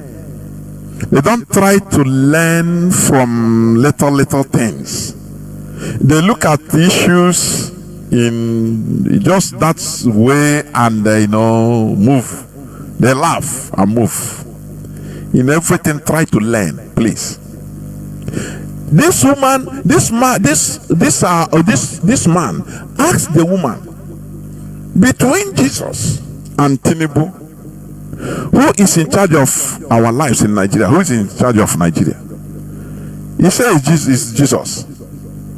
Now, I want people the people that are saying that religion is not the problem.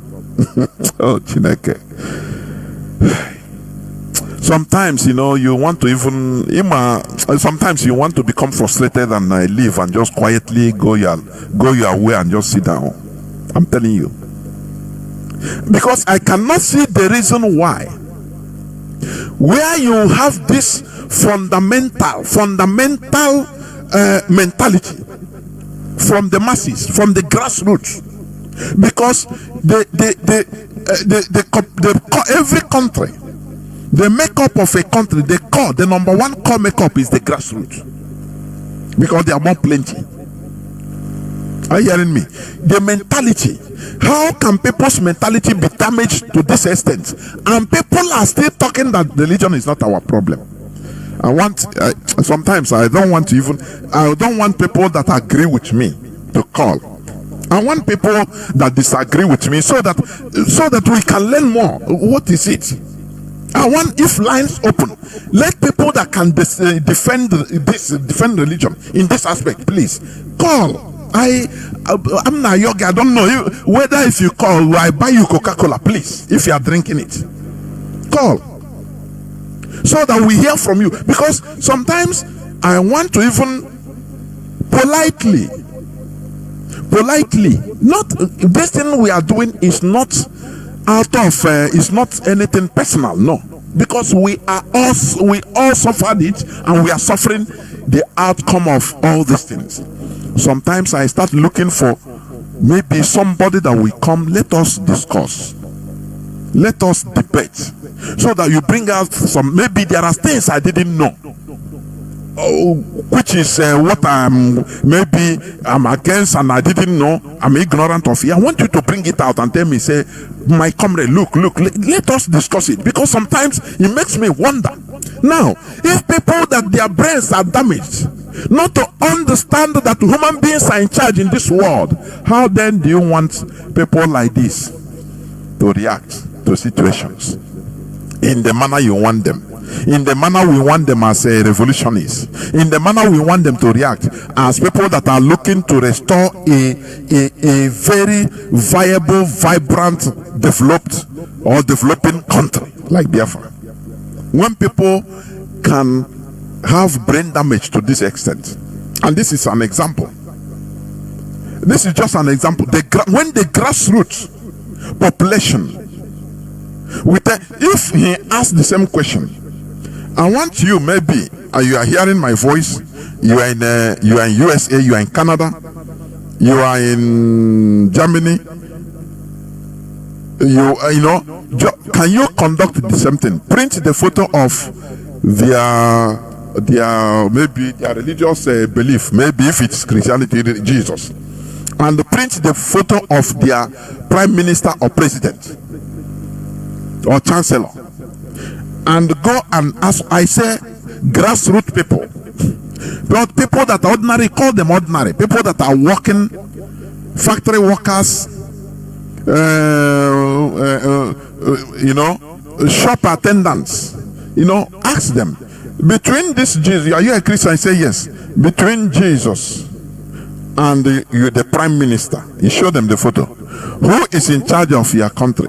Let us be conducting all this. You call them mundane, but they are the most important things for you to understand how religion has damaged our people. And when people are saying that no, don't talk about it, it's this and that, you are talking against my Jesus, I want to weep, I want to cry. I say, why are people so either mischievous or ignorant like this? We need to create awareness that look, you are Jesus, you are Muhammad, Amadio is not in charge. It's we human beings that are in charge. That is what I'm saying. It is we human beings that are in charge in this world. When we understand that we have responsibility, that is the awakening. When we understand that we are human beings, we are in charge in this world, that is the awakening. We have to now buckle up and take care of everything. We have to buckle up. It is that time we need to buckle up and be at alert. That is the truth. But when we continue relaxing that there is another unseen spirit, Jesus is in control, why should I worry? That is the most heinous crime committed on our people, and it makes our people to continue sleeping. I want you to listen, please. Jesus and Tinubu, who is in charge of our life as Nigerians? Is God. Say it's God. Is it Jesus? Jesus is God now. Yes, Jesus is in charge. Okay, Jesus is in charge. Yes. Okay. Between Jesus and Tinubu, who is responsible for what is happening in Nigeria? As in, who is going to make our life better by bringing the price of fuel down? He is God. Okay, he's God. That's still Jesus. Okay, that means Jesus is in charge of the poverty that we are going through right now in Nigeria. Is Jesus aware of it? Yes, he's aware. And he's not doing anything, man. He's waiting at the proper time. He will do something. Get out of here. Do you see when you watch this type of thing? How do you think? How? Now, for people that are saying that religion is not our problem, what this woman prophecies said, it represents the mentality of millions and millions of our people. I am telling you. It represents the mentality, the way our people think, most of our people. Now, let me ask this question. If somebody is thinking like this, how then do you want him to join you, to contribute? When you say, let us go, rise up, do something in order to better our future, how will she react? How then will she join you? Tell me, wholeheartedly. He will not. Even if he's doing it, just doing it to give you pleasure, for your own. It's not doing it wholeheartedly, because inside her she knows that God is in control. So who am I as a human being? So with all this, deceptions in that book, how then do you tell me that is not the problem? Please, that we are not in charge, that is God. So she is happy in her misery. What matters to her is the little money she has, she makes in every day. On Sunday she will bring out her tithe and go and pay, because she's brainwashed that God is in charge. That whatever, once you give, you sow seed and you go, you have customers, finish. Why will you hustle in order to make changes in this world, whereas Jesus is in charge? How? Tell me. And I want people, I will soon open lines. Let people call, please. Please, regular callers, I want you to keep quiet. Maybe don't call for the first 10 minutes. Let us see whether somebody that has contrary opinion that will come and defend, please, so that we understand also. If somebody that believes that, look, Tinubu is not in charge of Nigeria, Tinubu that entered and Naira, there was inflation, automatic inflation. He did it because of the council from World Bank. In order to lend him money, he have to fluctuate Naira. So, but this woman and millions of others that think the same like her, that goes to church every Sunday, tomorrow is church or Sunday, they will be brainwashed that just once you pray, don't worry, our prayer is answered, everything is okay, live your life, don't worry yourself. There is let me see, because sometimes the situation, I don't know, or they come on, please, I don't want. That's why sometimes I keep quiet. Even I will not talk. I don't broadcast for some days, so that because when you look at what is happening, sometimes I want to cool down so that end of the year, I'm telling you honestly. Look at 2022. There is one news. 2022, August 1st, 2022. Jubilation across Nigeria. So no best that the GO declares dollar will soon exchange for 10 naira. 2022. And dollar today is 1,600 something naira. Today. 1,600 or 700 naira is today. So, people that are deceived like this. Now, how will you convince these people in order to bring out their best to join what we are doing, so that we can work together in order to change situation? They say, you say no. If God does not protect the place, the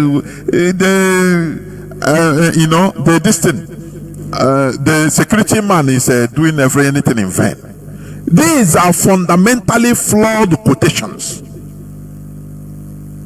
That he prepared a table before me in the presence of my enemies. How dare you? The same way I prepare a table before a rabbit with a carrot, and I said trap, and he come, the trap will hit him, bam. Any person that prepares a table before you in the presence of your enemies wants you to be killed. Is your enemy. So why should we accept all these fundamentally flawed quotations? Why? That's why I want, if lines open, please call to prove. Tell me, we are brothers. It's not personal. After all, you are not the Christ. You are not the brother of Jesus. I am not also. So we are talking and discussing something that will be good for us, for our existence now and our future. Please.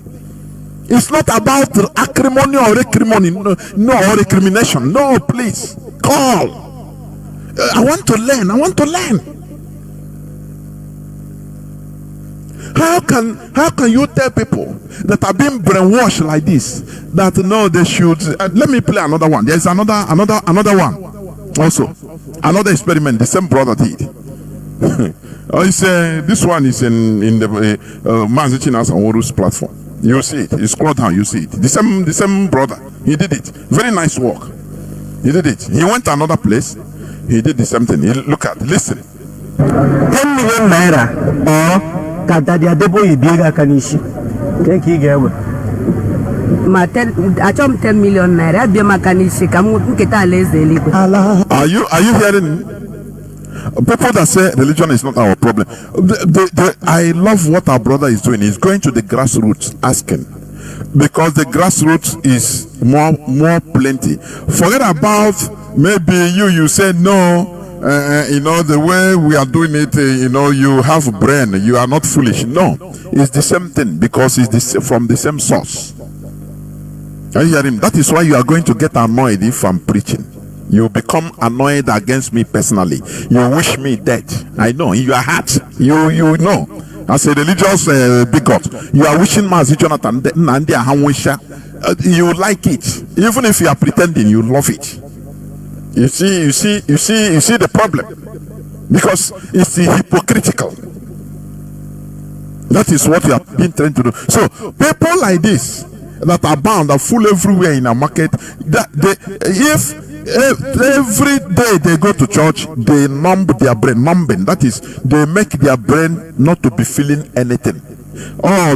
This woman, she's been asked to give you 10 million naira so that you start up, you put into your business, because he has a shop. And for that they are double you to lay hands on you. Which one you choose? You say you want that the Jew are double to come and lay hand on her so that she will inherit the kingdom of God. The worst crime on earth is to tell us that there is a better place other than this world. Sadhguru say, if you believe that, if you have another place and you accept, you know it.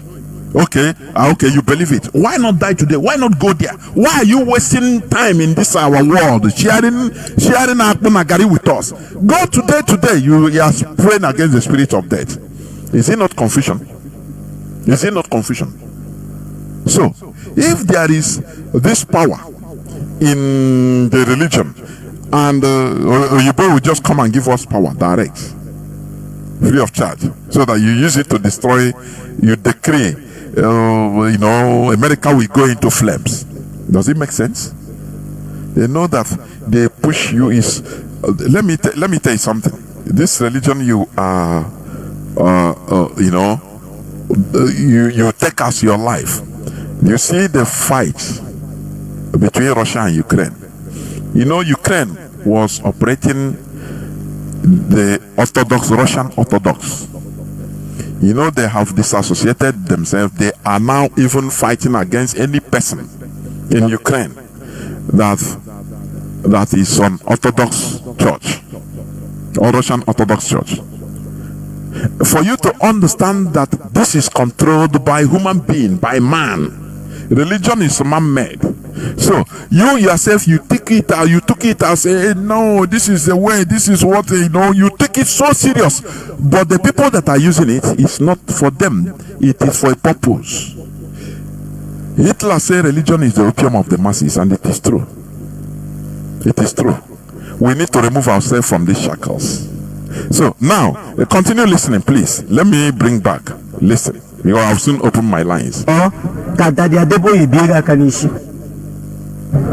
million naira or Kadadia Debo Ibiga Kanishi. Thank you, Gawa. 10 million naira. Biama Kanishi. Kamu kita leze lipo. Allah, agai maba, Okay, ịchọ ka Daddy Adeboye bịa gị aka n'isi ka ị wee kata alaeze eluigwe.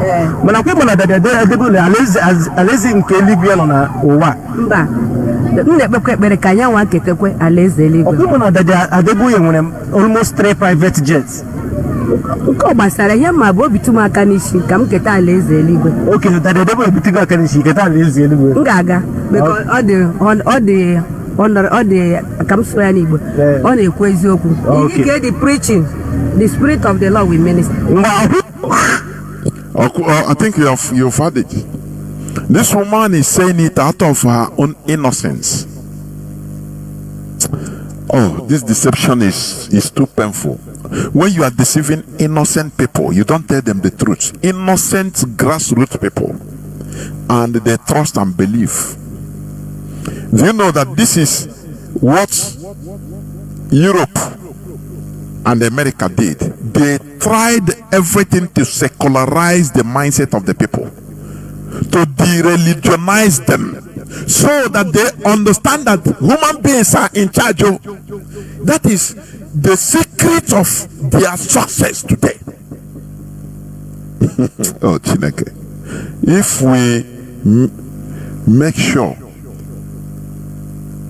the type of people we are, we remove our mindset from all those brainwashing, remove the mindset of the population, the masses, the grassroots, and they understand that look, we are in charge in this world. The human being is in charge. I am telling you, that is the beginning of the revolution.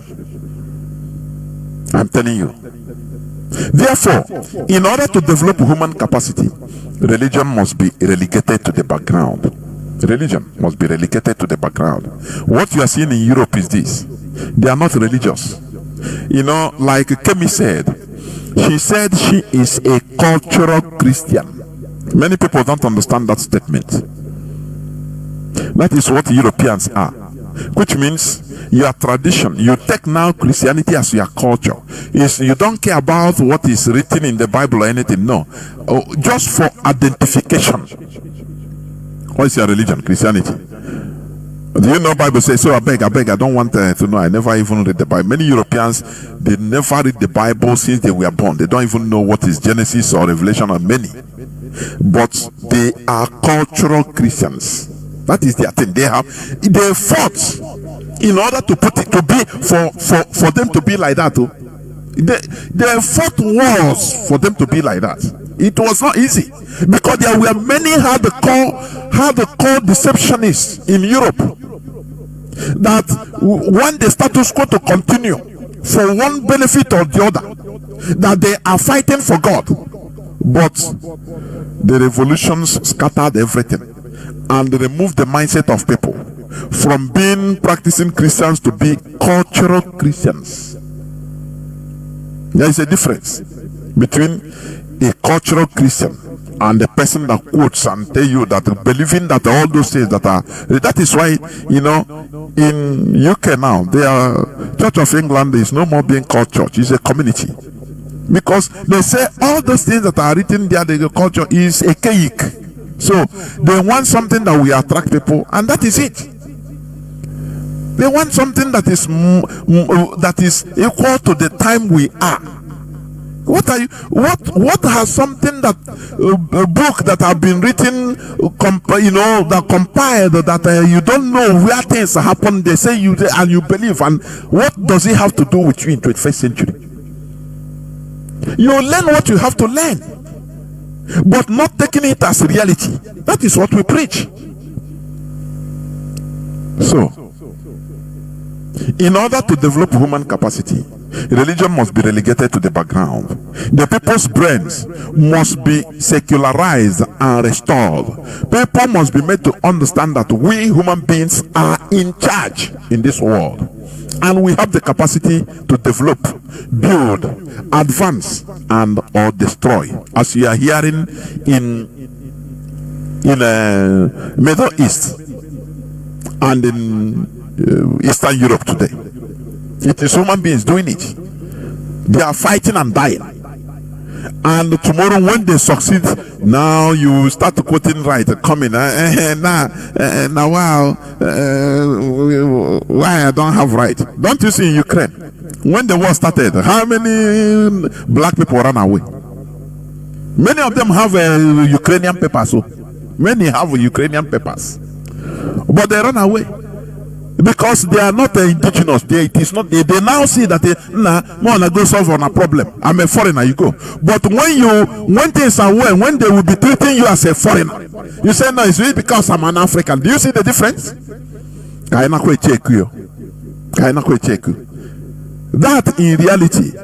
That in reality, power belongs to the people. This is why we are trying to restore a nation where humans will be responsible and accountable for every action and inaction.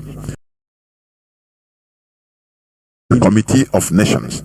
You know, in our land, sometimes you see somebody, when somebody commits a crime, he will start begging, na devil do am. That is irresponsibility. Lack of people understanding that, look, that human beings are in charge. Now you see somebody that will say, no, forgive him, leave him now, devil. How can devil do it? It's a human being that did it. I'm telling you, it is human being. You as a human, until we start understanding that we are human beings, we are in charge, we should take responsibility. You understand? We should be taking responsibility, both good and bad. And when you see people that are not taking responsibility, they become irresponsible, just like Nigeria. No politician, no Nigerian takes responsibility of anything. I could remember one time during one interview some years back with Obasanjo, hard talk. They call it a hard talk on BBC television. They ask him, during your tenure, many officers, many of your cabinet ministers, many of cabinets, they are corrupt. So are you responsible for it? He said, how can I be responsible? Now me, they do them for them. Or they are there, or me, I'm there. You know, our people, black people, Nigerians, they don't take responsibility because they try to push responsibility to another place. Oh, it's devil. But when the difference with white people, even if something bad, they'll tell you that I am responsible. Hold me responsible. Do you see the difference? This is why we should remove this religious mindset. We should remove it so that you don't continue, alleging that this thing is Satan, is Satan, is Satan, is Satan, is Satan. No. It's a human being that is the Satan. He's doing it. We are in charge in this world. That is building human or developing human's capacity. I will go into a few minutes break so that when I come back, I will open the lines and people will start calling, please. And I urge any person with contrary opinion, please come to the line. I will not eat you. No, just be open-minded. Let us have civilized discussions to learn from each other. I'm telling you. I'll be right back. For 54 days. Vacation well spent. Over 1,000 Imo youths languishing and dying in prison. Tiger Base, IPOs responsible. At about 4:30 p.m. on Sunday, 20th October 2024, I was ambushed at exactly opposite teacher's house, Port Harcourt Road, Owerri, by Ebubago militants and Tiger Base officers, led by one Chidebere Wosu, who ordered that I should be thrown inside the boot of the Lexus car they ambushed me with. There was nothing different from kidnappers and those who arrested me. Nothing to distinguish them as security agents. However, I was taken to the state CID, locked up an intelligence department without telling me why I was arrested. On Monday, being the 21st October 2024, at about 11:14 a.m., I was brought out by two Tiger-based operatives, namely Innocent and Philip. The one named Innocent was the IPO who presented 3 petitions to me. The first petition was the accusation of arson written by a faceless organization whose grammatical sequencing could best be described as cut and join, lacking in substance and merit, poorly constructed. The faceless writer never made any reference to the TVC news where Nosompa quoted in his video broadcast. The second petition was written by one SP Davidson of the Intelligence Department of the Imo Police Command, where he accused me of inciting the public against the government by saying that the LGA chairman signed their resignation letters as a holding charge if they don't part with a certain percentage of the local government allocation. The third petition, also written by the same SP Davidson, was that I am planning to cause anarchy for organizing a protest against police extortion. I made my statements accordingly. I was told I would see the CP for an interview, but I never saw the CP till I was hurriedly bundled to the Magistrate Court 1 on Wednesday, October 23rd, where I was remanded in prison custody, even when the magistrate knew she has no jurisdiction over treason charges brought against me. I was taking notes.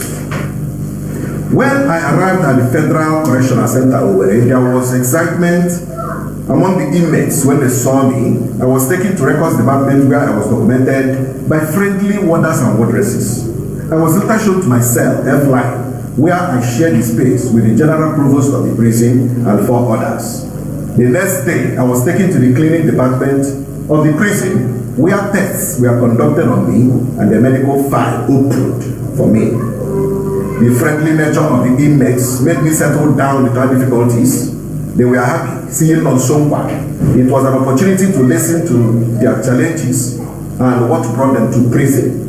It was a lifetime opportunity to hear from those who were there during the jailbreak and what exactly happened, and those who returned after the jailbreak, and of course, their reasons for returning. Of course, there were some of them who were bundled back to prison by their people. It was worthwhile sitting and discussing with real criminals who told me they did what they were condemned for. There were those also who are innocent, yet they were sentenced and condemned. I had to peruse through the various judgment rulings of some of those sentenced or condemned, and I could see loopholes and miscarriages of justice. I told such prisoners to appeal the judgment, but the challenge remains money to hire a lawyer. Meanwhile, the number of those on awaiting trial is shocking. About 800 inmates have no access to the law court. Some have spent 2 to 10 years in prison without going to court. I took it upon myself to gather every necessary information about them for action. My project for 2025 is hugely for the welfare of prisoners and inmates, to offer help to those yet to go to court and assist those yet to meet their bail conditions. Then organize a monthly visitation for the inmates. To this end, I will form a prisoners' welfare partnership with like minds to assist the inmates on a monthly basis. Welcome back. This is Radio Biafra House of Service coming to you through Radio Biafra London. My name is Mazi Jonathan Chinedu from our province of Biafra land. We are here live and direct. Today is the 21st day of December 2024. Our lines are now opened. Please, as I said, you are free to call. Even if you disagree to what I said, you are free to call. This is a family radio. I am not one of those people that have to hammer it on you. You take it or leave it. No. Radio Biafra is not like that. Mazi Nnamdi Kanu set a standard. Even if anything, he will open lines and tell you, please call. If you have, a contrary opinion, just make your point, and we learn. And we bow to superior arguments, and that's it. Let us stick to the standard being set by Mazi Nnamdi Kanu, so that we should not allow our own sentiments to blind the reality or our focus, so that we have to express ourselves, please. Now, our lines are opened, as I said. Our direct line is, my direct line has problem. I have to check for another line, please. So, our WhatsApp and Signal line is +61 405 142 547. I repeat, +61 405 142 547. You can call it on WhatsApp and on Signal. Let me repeat it again. +61 405 142 547. Caller on Mazi Akas. Can you hear me, Mazi Akas? You are the first caller. Yes, Mazi Jonathan. I can hear you loud and clear. Yeah. Good evening from here, Mazi. As the Chukwu government continues to give you the strength to keep on doing the needful, preaching this gospel so raw that people who don't have the shock observer to carry this load cannot withstand what is coming out from this radio. Mazi Jonathan, we've heard all you said this evening. But before I will say what I want to want to speak out here is that let me first of all introduce myself to Biafrans. My name is Mazi Nnamdi. I'm calling from Austria, and I serve the indigenous people of Biafra as IPOB Austria National PRO. Mazi, the reason why I called is you said you want people to call to debate or somehow bring the other way around of what you are saying if you are not correct in what you are saying, or we learn more with the little conversation that we are going to have here. Mazi, today I want to tell you that I disagree with you. Why I said I'm disagreeing with you is that you played a video that one of our brother tried to make in the market concerning those of us who believe Jesus is everything that can give us life, or give us everything we need to sustain this life. And the woman said he picked Jesus more than Tinubu, and at the end of the day, even believing that Jesus will make life better at the appropriate time, that Tinubu is not the cause. Mazi, I believe that what the woman is saying is correct, because Tinubu is a junior brother to Jesus. Because the pastors themselves have told them that everybody can suffer. Tinubu can do whatever he wants. He can, carry all the Nigerian money into his own pocket to the billion van and keep on waiting for Jesus to come to touch Tinubu's heart before he can remember the people. The woman is correct, because even the Jews all have told them that you can suffer for this world and enjoy the life when you die and go to heaven, which nobody have gone there before to come and tell us how it looks like. The woman is right, because tomorrow as they are going to church, they are going to feed them tomorrow again, that even the people that have been stampeded to death because they are rushing to go and take rice, that is the will of God for them to die. If maybe they could have waited to make sure that the rice gets to them where they are staying online, maybe they will not die. It is the will of God. They should be stumbled to death because they are rushing to eat Christmas rice. Mazi, something is wrong. I wish somebody can please come and let us know how this Jesus have helped Nigerians. With the prayer mass, this thing that has been happening even before me and you was born. They use Jesus to rub our brain, rub us cream, put pancake, put everything. Even in our dying up to death, we still believe that Jesus will come and will repair Nigeria. But we are in trouble. We are in this Western world where we are living. You can never see a human being who have his sense intact, telling you that this country that we today, here in Austria, their president is like they call it Bundeskanzler.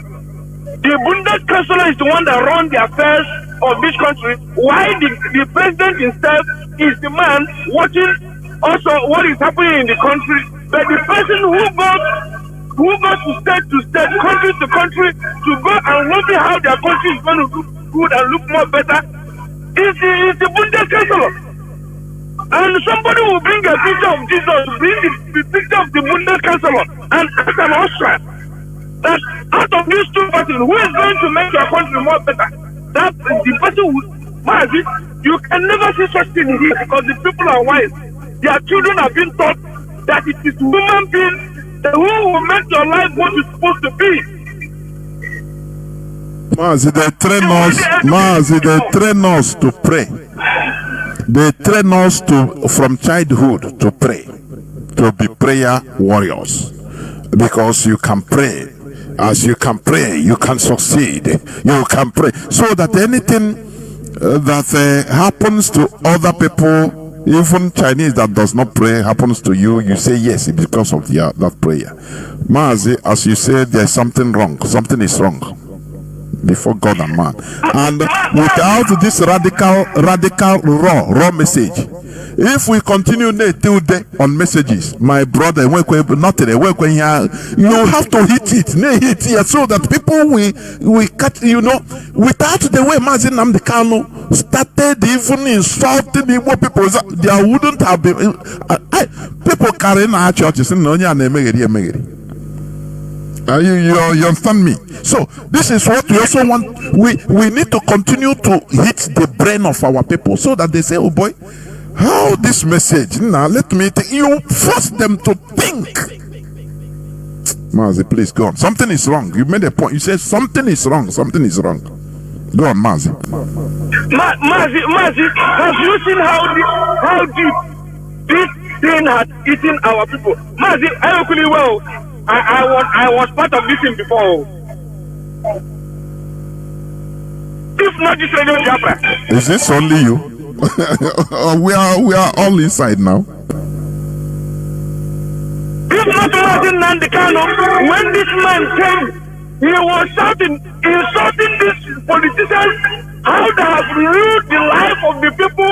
They will give them money to build the road. They will share it within themselves. They will give them the money to develop our land. They will share within themselves. Their children are schooling in abroad. They buy the best mansions for their children. Everything they are doing, all their money they are bringing it here in this Western world. Banking it here.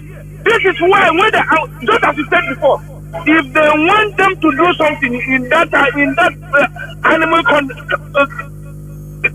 kingdom called Nigeria, if they fail not to do that thing or want to give any excuse, they will tell them, no, your millions of dollars here. If you don't do it, you are going to take it for some of them. Mazi, believe me, some of them when they come here want even maybe out of $10,000, they want to come and take, for example, they want to come maybe take only maybe $4,000. Some of them are 1 year in a hotel. What them? I'm a teacher. I can blackmail. I get you $1. This is what our people are suffering, and this is why. And do you know why this thing is making so, the wave is too much? The politicians, they love what these criminal pastors and so-called reverend fathers helping them. destroying the brains of human beings. We cannot eat. Even the lives of Chineke, even the lives of Jesus. And in the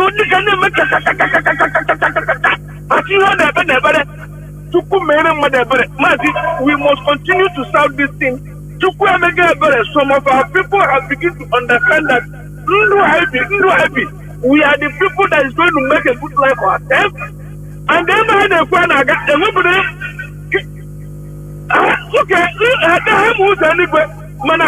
are living in mansions. No, they don't have private jet. Living a buoyant life in this world. But nobody wants to die, or they don't want to die and go to heaven. Even with our own ego, even with a mansion, they will not suffer. Who is deceiving who, Mazi? Mazi, you are an open using on for the I feel like you speaking every day, but I can't hear sometimes you want to rest the brain. In both for the year, I think thank you so much. We must continue. The bitter truth is there is something terribly wrong. And Mazi Nnamdi Kanu said that you don't pamper a wound, an infested wound. You go and cut it off, cut the wound, and treat it. It is painful, but it heals. That's it. Caller on WhatsApp. Can you hear me? Caller on WhatsApp. Yeah, I can hear you, Mazi Jonathan. Good evening. There, Mazi. Yeah, good evening, Biafrans. Okija Biafra man. Mazi, I want to talk about what happened in Okija. Mazi, go on, Ganiru. Yeah, and IPOB must do investigation about what happened in Okija. Because ndị Igbo tụrụ ilu si na aja aka nkụ na nne na onye isi ya afụ ya. Ọ na complain na ajị na-abịa. Nwoke a na-akpọ Obi Johnson, ihe o mere na Okija, o mere nke ọma, o mere nke ọjọọ. Mana ndị Okija ekwu okwu, so nke a bụ ihe kpata ndị mmadụ ekwu okwu. Na o nwere ọ masịrị ndị Okija maka complain na-abịa. Na-ekwu mana ọ dịka ị na-eyuzu earphone, ọ dịka ya voice batara n'ime now. Gaa n'iru. Okay, ọ dị mma now. Gaa n'iru.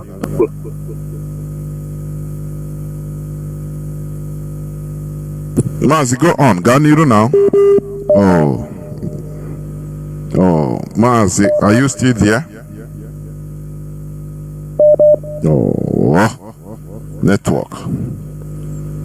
Network issue is reconnecting. Mazi, I don't know. I want to hear from you. Please. It's connecting. You can call back, please. Then there is a network problem. You can call back and I'll pick you. Honestly. So, as we were, okay, you're coming back. You're calling back, yes, okay. My goodness me. How can I pick? Mazi, are you still there? Can you hear me now? Yeah, man. Yeah. I am back. Okay. Are you hearing me now? Yeah. Go on. Okay. This answer we are Okija buru na Obi Johnson ya mere na abụpụtara Obi Johnson mana ndị mmadụ ekwu okwu because na ihe mere mbụ na Obi Johnson gara ugwu Hausa some years ago wee ji ebute ndị a na-akpọ counter-terrorism police ka ọ bụ DSS debe na Okija o ji eme ndị Okija intimidate, and that very Obi Johnson na ihe mere na bịa ọ na-akpọ ndị Okija dị na ha ekwu okwu anwụrụgo jebe ugwu Hausa. Unfortunately, my uncle so na ndị jere nga mana ọ na Anambra ọ bụ ofu onye ọ bụ Igbo, so ọ na je ndị mmadụ ana dara iro n'Okija ndị nna wizu wee na-aga maka ụzọ na-abọdị n'Okija ya esi apụta post blọk ofu wụọ ya fence sọsọ ofu ụzọ. So ife ya mere na biko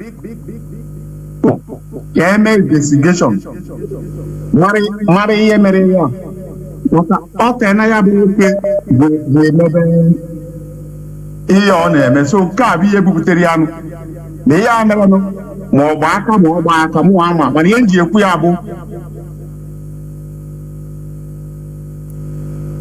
inwo Mazi Jonathan, inwo nna gị nwo 12 plot ihe onye gị ya bụ 10,000 with by force. Nna gị nwo 12 plot nwo 4 plot ihe onye enye gị 10,000 ọ bụ na ịwa ikwu okwu ije nga. So iwe Mazi ka m jụọ ka ihe o jide ala eme. Mazi ịma na ogokpo ọrụ ya ọ rụrụ hospital, rụkwa obere company, rụkwa n'ebe a na-agba golf, mana ọjọọ ka o were that opportunity nasịrị ndị mmadụ. Onye a nagidere a na-arute ebe anyị mgbe m na-ebulite ndị ebe ha na anyị na ndị ebe ha nwa bandrị. Ndị anyị niile nwụrụ bandrị bụ ụba ụdara ọkụkọ abịa, ọ ndị anyị niile nwụrụ bandrị. Onye a si be ha wee ego gị wee ọba na ogori ego ọ na-aja anyị saịdị anyị ebe anyị na-echu mmiri, ma o kụjere ndị gbara ọsọ o si ụgwọ ihe ọ na-eji agani na Ọkịja bụ ndị ugwu amị, ndị ugwu mobile police, ndị a na-ekpu okpuru edi ndị ugwu. Ihe afụ nata ofu onye Igbo bụ onye soja na-esi ya ndị ugwu throughout wee bịa butere nkanka counter terrorism police station o butere n'Ọkịja. O ji eme ndị mmadụ intimidate, onwe onye ya ekwu okwu.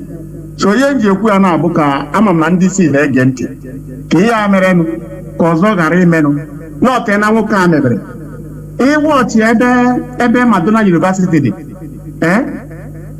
ebe a bụ vileji ya na Madonna University na-eshi ezi fensị. Ọ bụ onye ebe a ọ nagide ndị mmadụ ndị Ọkịja. O nwere nwa mpesi nwụrụ mụ na mmadụ na-akpado CV, o nwere onye nwụrụ 12 plot. Ihe o si na ọ ya enye ha 10,000. Ndị agha ajụ na ahịa nwe ka ihe esi ego 12 plot na 10,000 o ji ego bie ndị ogobiri akwa ndị okenye arụrụ anaghị ekwu okwu ọkụ ewere akwụkwọ nye ya ọkparazi ya na ndị mmadụ bikos na onye nwee ego ama m nwaanyị na ndị Igbo nwee ego ebe ego ha na ike ebe bụ ụmụnne ha nọ. And Obi Johnson is a very good case study maka onye ebe nsi. So a sị na esi n'ụlọ mara mma wee pụba n'ama ebe nsi m na-ekwu maka ya. So onye batara nji si na mma fọnarịta maka afọ m ka isi emebi program ihe gbasatara ihe a mere n'Ọkịja. O juru guys nka na-eru uju. So na eji eme investigation na ifu na ụzọ adịbago ketemgbe gboo nwoke a were fence buchie merod ndị mmadụ si aga were ndị Nigerian Army. Ọkwa ụzọ ya bụ ọ bụ na Biafra abịa express ka ọ bụ. Ana m aga ebe a mgbe anyị pere mpe this man ewere fence nwachie ya masị gị maka onweghị egwu gwere ya kwuo ikwu okwu ifuo. Ọ bụ na ifo ejeba nga n'ugwu Hausa ndị Ọkịja ya 35 na onye bụ na-emechizi ọnụ. So na ndị isi ya biko ihe a mere na ha ya enebe ya anya. So na ya ka m ji kpọọ Mazi Jonathan. Ndewo Mazi, ndewo for the information. There is something that also is baffling. Do you now see why I say that many of our people, Igbo people, are primitive? Because it's self-destruction, and they see catalyzers who are the northerners. Once you, as an Igbo man, you are in the north, and you enter politics, or you start doing something, become prominent, your people are no more safe from your hands, because the caliphate will use you. That is what I see. If you see an Igbo man, maybe you're pro-hustling, no Hausa, all of a sudden, before you know it, he come back, start doing something, building one thing or the other.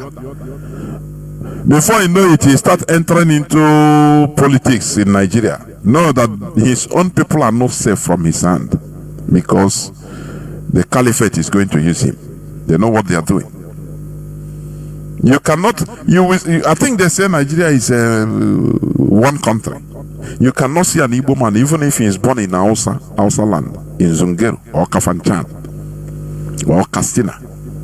He grew up there, speaks Hausa, anything. If he wants to enter politics, now they will groom him and push him down to Igbo land to use him to be killing our people. They will not allow him to practice there in Hausa land. So Yaworo Kawurilu. So what you said, you're right. Anyway, let's continue. Caller on WhatsApp. Please go on. Caller on WhatsApp. Can you hear me?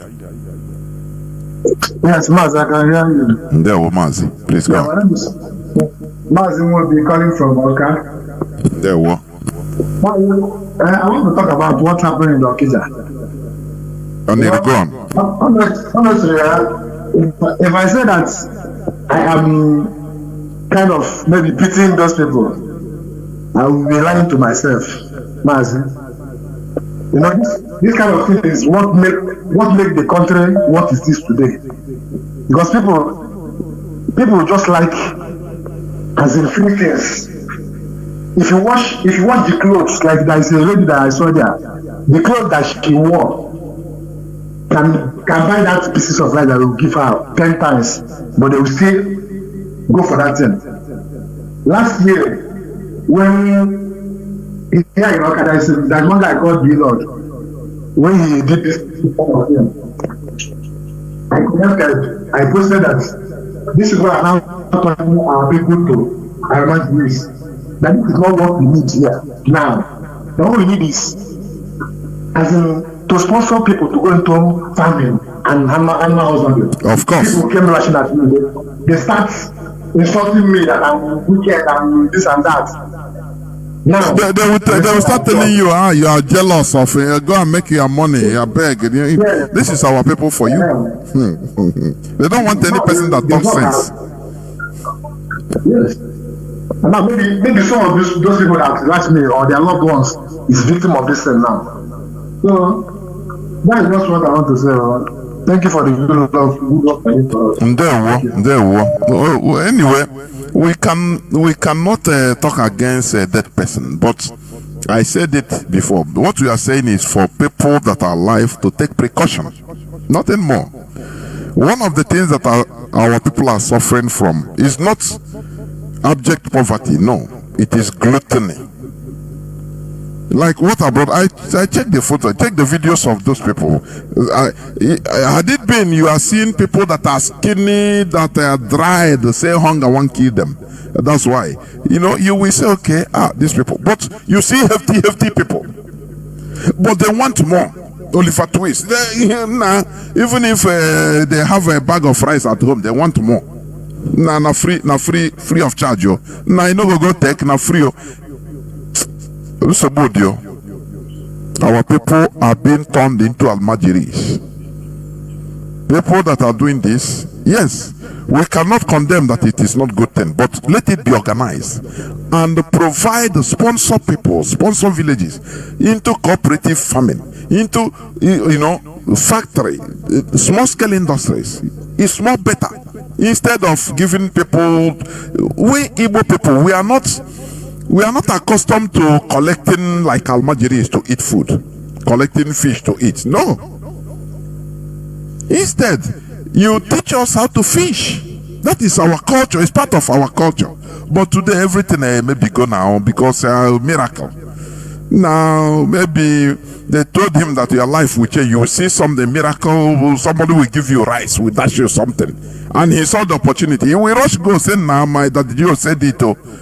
Let us go and collect." Now they will answer the prayer. Be this. So you see, many things are holding us. Caller on signal, please. Mazi Nnamdi, can you hear me? Yes, my brother, I can hear you. There, Mazi. No, good evening, Biafran and lovers of freedom. Mazi, my name is Ifeanyi Chukwumadabuchi, and I'm reaching you from the Netherlands. Mazi, let me start with this. This religious. I saw it. I don't know whether to laugh or to cry. You see, some religious practitioners are plain and simply misleading the people. When some people believe that God or Jesus are in charge of what is happening in their country, when somebody choose Pastor Adeboye or any other pastor for that matter to lay their hand on their head or their heads instead of collecting 10 million naira,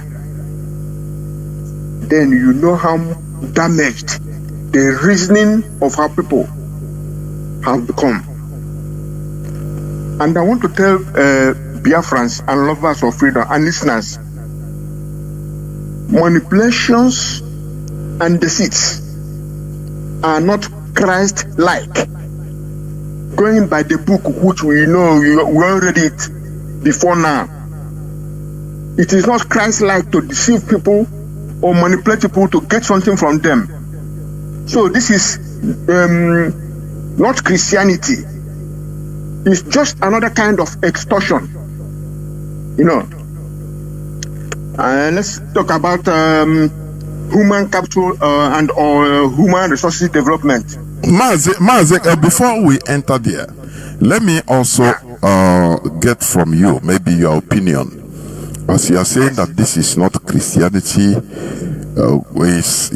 is exoneration. Yes. Yeah. But Mazi, many of the things being practiced, because when you see the religion calls their adherents believers, he said, blessed are those that did not see but believe. So why will you now blame the woman that says he want to go to heaven instead of accepting 10 million naira? 10 million. But the Bible said you have to believe, and he believed that the kingdom of God is better. So why will you now turn and say no, that she is brainwashed, whereas she is practicing what is written in the Bible? Please, can you lecture us? Well, I said it, as a literal expression of saying that the teaching of Christ doesn't remove people, as is written in the Bible, that it doesn't support people not to think. The people who followed him, some of them are teachers, some of them are fishermen. But what I'm trying to say here is that there's no gainsaying that a lot of manipulation is in the book. And if you grow up with it and you grow old with it, you will believe hook, line, and sinker what is written there. It's only, I must show you, my brother, I will tell listeners, it's only when I come to IPOB, listen to Nnamdi Kanu, listen to you and other presenters, and the way our reasoning, we have taught to reason, to think about what we are being told or what we are doing. That's when I started. Even when I was not in IPOB, I can fight you if you tell me that the Christ in the pictures we used to pray in the block rosary, because I was a block rosary boy. The picture we used to pray, if you told me in those days or even later that it is not the Christ of Nazareth, I will know. I say you are either hidden or you are looking for trouble. So they got us, my brother. There's no other way to say it than that they got us where they want us. Because if you read the letter of King Leopold of Belgium to the missionaries going to Congo, you know that this was an upset. If you read the letter or the presentation of Lord Macaulay in the British House of Commons, how they said they will remove everything that made us reasoning people, a cultured people, even a learned people. They want to remove it and our culture and tradition to put their own, so that we believe that what they gave us or what they are bringing are superior to ours. That's what we are suffering from today. So it is still a fact that it is a manipulation, and it is our job in IPOB and Biafran altogether, even our some pastors from our area are starting to tell people that don't let nobody tell you that if you are sick, God will cure you. God have already made the doctor, made the pharmacist to find out medicines, or even herbalists or root doctors who will find the root or herbs to cure you. And if you refuse to take the medicine, you are a fool. You are not a believer. That's what we are saying in this Radio Biafra. If you are believing that you rather wait for somebody to lay hand on your head instead of collecting money to solve your problem, you are no more a human being. You have been, what is inside you has been taken out and another thing put in, and it is massive, my brother. It is massive in our area. It is not a single person's problem or disease. So I'm not contradicting anything you are saying. I'm just saying literally that it is what it is, deceit. If it from the book, it is deceit. It is from a pastor, or it's a deceit. Because medicine, work, industry, not church, not mosque will give you employment. Instead, they are taking from you. So it is practical things that we lift our people for, and that is why we need Biafra yesterday and today rather than tomorrow. Because the damage is chronic, and we have to reverse it for ourselves and for the future generation. So can I go to the other point? Yeah, okay. You see what I'm saying about Nigerian capital, human capital or human resources development. You and we have been lamenting how the ingenuity, the technological inclination of Biafrans were damaged after the war. Even up to long after the war, when Dr. Ezekiel Izuogo, the first indigenous automaker, they killed the brain, his invention, and therefore killed him. When we remove what somebody labored for over 18 years to find out, and to just at the point of manufacturing, they carried everything away. They killed the man, they killed his vision, he killed his ambition. And so Nigeria don't do human capital development. Even critical human capitals like doctors, nurses, teachers are even being encouraged to either by commission or omission, they are encouraged to migrate. I remember Dr. Chris Ngige, medical doctor, was saying that during Buhari administration, he was a minister. He's saying that we have enough doctors. Any doctor who want to go can leave. And you would think that he would know better. And so some so-called Niger Delta agitators, Niger Delta Avengers, were bribed for with 60,000 naira stipend, overseas scholarship, clean up of the oil spillage in the riverine, and even the development of the riverine to become like a new Dubai, etc. They even sent Tony Blair, the vulture Tony Blair, and the Vice President Osimbajo, you went there. Osimbajo. Yes, son. He went there to convince them, we'll stop everything and we will build you, we will equip you, we will try, give you scholarship to overseas. Now, to convince them. Then eventually, they were convinced. Now, those on scholarship abroad are stranded. Their school fees, housing allowances, living allowances are no longer being paid. They are demonstrating and pleading overseas, even in London. That is so far for Nigerian human capital development, because these people were sent there to develop them so that they can come back to contribute, or at first at least be self-sufficient for themselves, and then contribute to the national development, for the country development. As you said, the zoo is not a nation of anything. You know.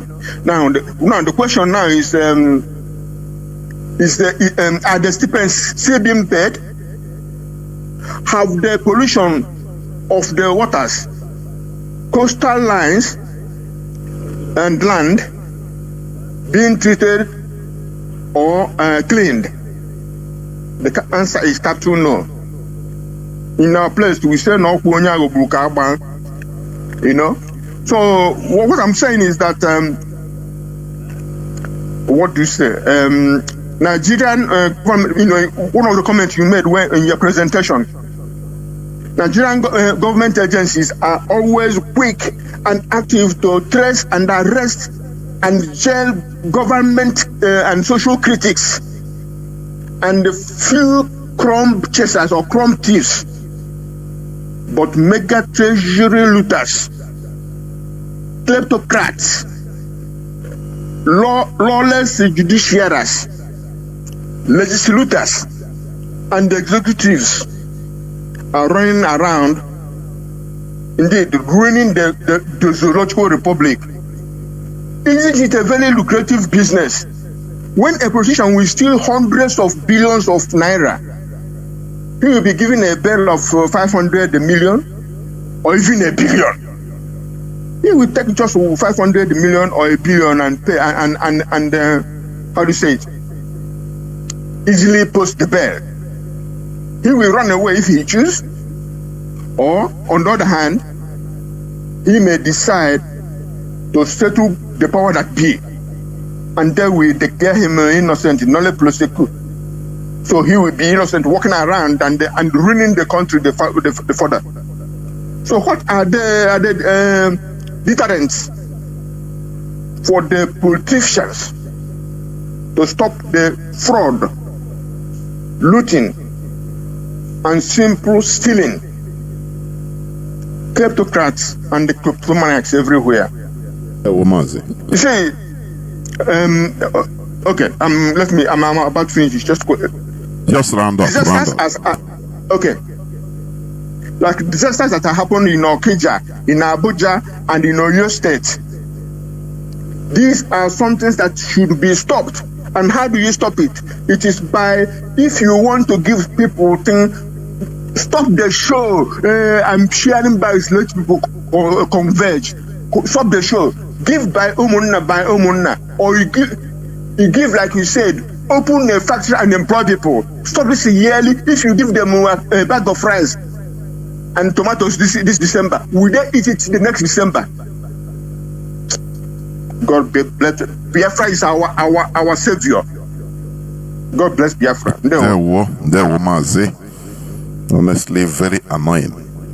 Nigeria is a place where they cherish looters, big looters. They tell you welcome to the club. Yeah, Bello. You will see, he will come out to be either vice president or president. Because that is what the Nigeria likes. A big looter. Caller, what's up? Please go on. Can you hear me? Caller, what's up? Mazi, good evening. There, Mazi. We don't read this, sir. I'm talking from Biafra land, sir.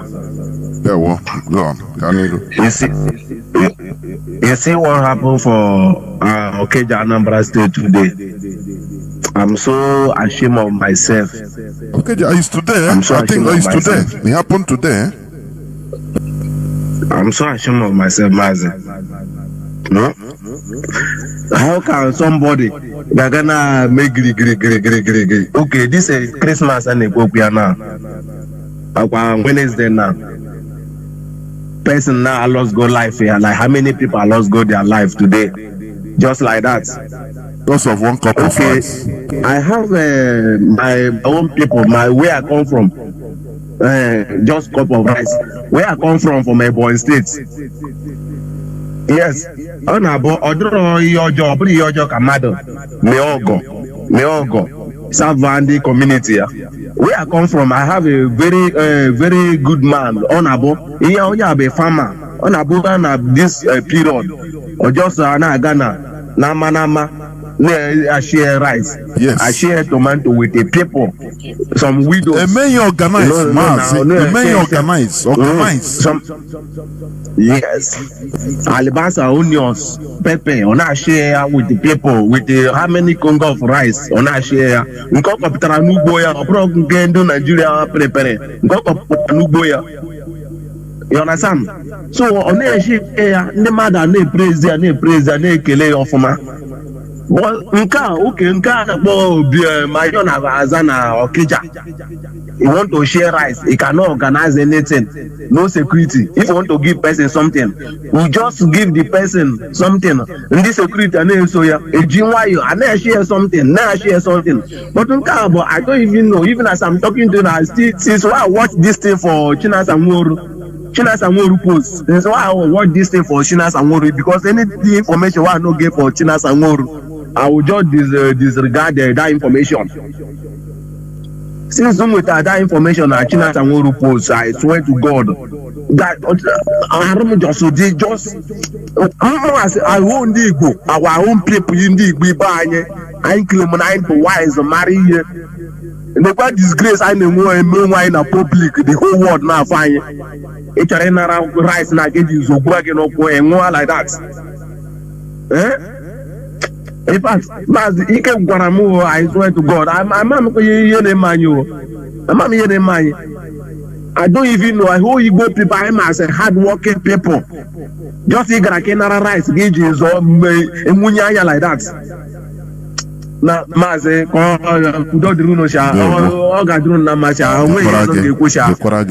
all these Radio Biafra presenters, from Chineke. Na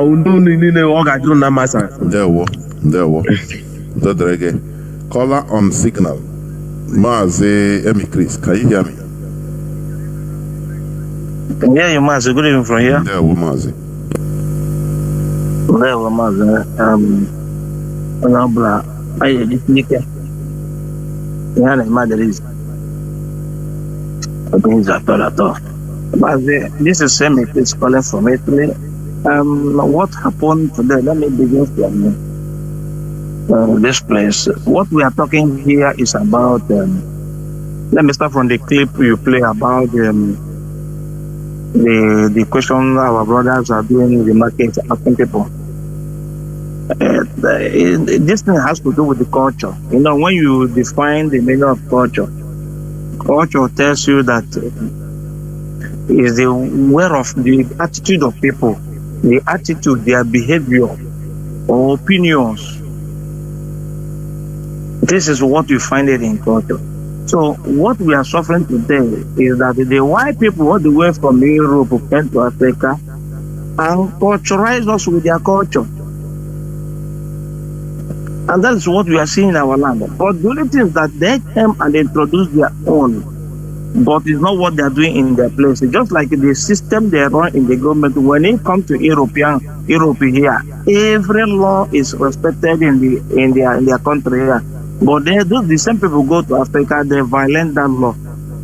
What they want to happen, they want to be happening in their place is not what they want to happen in Africa.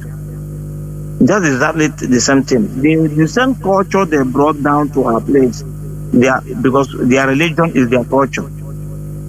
So sometimes people try to differentiate religion and culture. No, it is the same thing. So now they come and they cauterize our people. And our people start to behave like that. That is why you see somebody, he believes. It's because, belief is ignorant. So he believes that to go to heaven is more better for him than to having 10 million naira. And the major thing that make this thing promote it is that sometimes he pray at night, maybe hoping that somebody will come and help him or find him something. Maybe tomorrow he run into love. I just travel home now. I just want to visit there. I see her condition. I didn't like it. I give her like 10,000. I say, Madam, Mama, take this and buy things. He will celebrate to God that his prayer has been answered. Somebody will be in Africa now begging you for money. You in Europe here now, begging you for money, and they want to help you. And if you help me, you can take some of that money you get to her or him and go to church. Mazi, not that they can. He will take. Not he can take it. It may be a possibility. He will take it. He will take it and go. I'm telling you. Can you small one though? I'm not going to joke.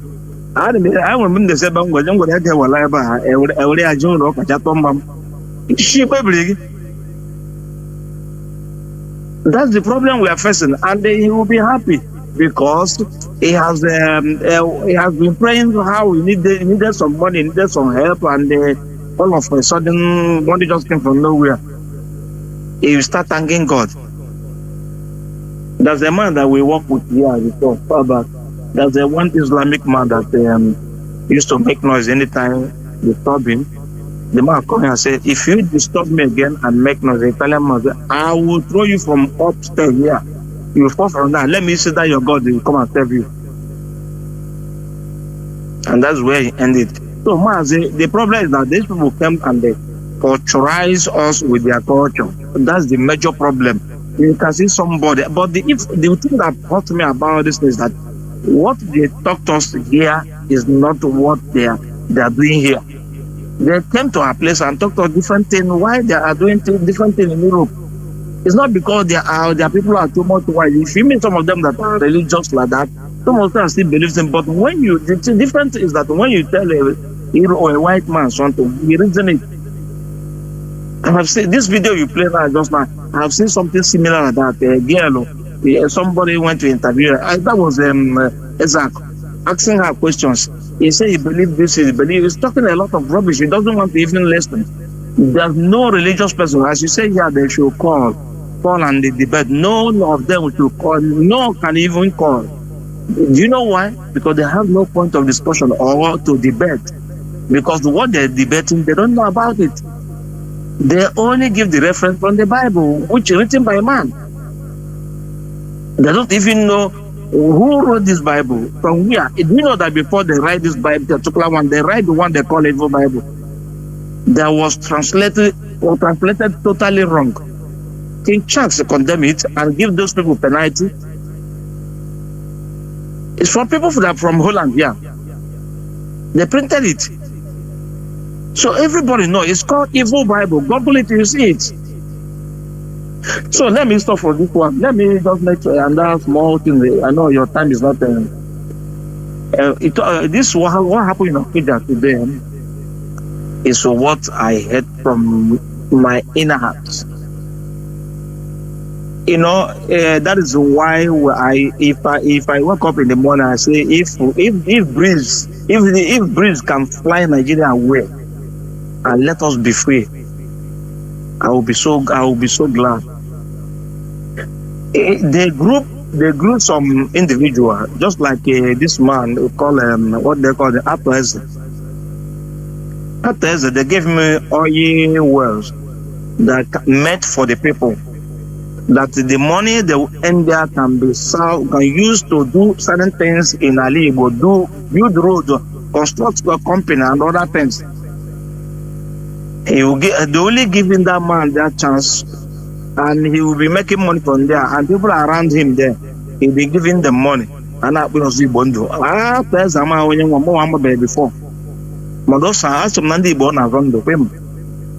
and they 2 years Jose Bondo. Manama Homonio, you never seen him before, neither have I ever anything with him before. So Ele Gajem may include Lona those on the while I'm. This is the thing. So the problem we are having is not only because of the character of our people, but then when they're not trying, they have completely. Or angle. And they try to so how they grew some people, and you well, and you have a chance of becoming like that the man from Akujana, the same thing. Either they grew, as you said, they grew up in the north. When you want to use you, they send you back to the east. So you become a politician and you work for them, and in the detriment of your people. I never see where people queue up before to go and take offer rice and other things. If you want to give people, you go to we have to share things community by community. Some of us we travel home, we go to a village meeting. All these women will drop one 3 or 5 bags of rice for them. Not to ask people to share. If this happen in Europe, that guy should be in prison by now. Of course. But he's in Nigeria, where he is above the law. Who will mind him? Who will ever reach him? Because that is what they want. That's exactly what they want. So what happened to them now? All of them, those even sharing the right, those they invited them will be under interrogation now. One, they will investigate whether the compound where you invited these people is that enough to host such people. You know, when you are doing party in hall here, people that they have a capacity for that hall.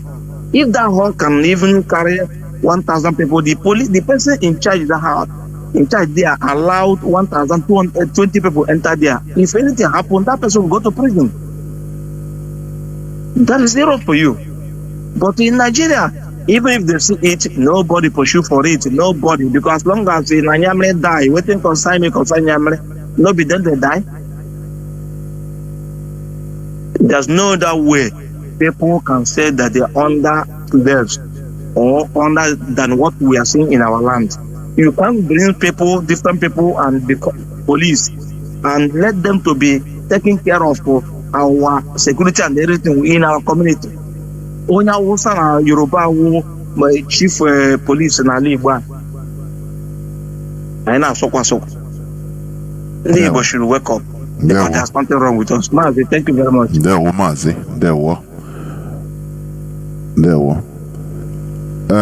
Mazi, no, let me see. Somebody was there before you. Caller on WhatsApp. Please go on. Can you hear me? Caller on WhatsApp. Yes, Mazi. There were. My name is Mazi Jonathan. Anywhere and a different number, but I resident now, but I'm not meeting. Mazi Jonathan, so that on my phone. Nice. We'll go retrieve the line next week. Mazi, I have listened to your program, which is highly enlightened. There are a lot of facts and figures you have made and points. Mazi, coming to, let me start from the video of just a skit interview of Jesus Christ and Tinubu, or Adeboye and 10 million. Mazi, if we could even leave the 10 million as money, for example, that woman who believed that she's a Christian and she didn't believe that she can go to heaven, that heaven which she believed, without Adeboye touching, laying hand on her. Is that person truly a Christian or a hypocrite to such organization? Because such a human being is a person in which, even though the Jesus Christ came and come to her to ask her, okay, let us go to heaven. If Adeboye did not come to confirm to that such human being that this is Jesus, that human being will never follow Jesus. This is highly brain damaged, which these pulpit bandits have put upon our people, making themselves that Jesus in that very geographical area, and deceive a lot of them. Mazi, I just came back from zoo, and almost of all these things I encountered it.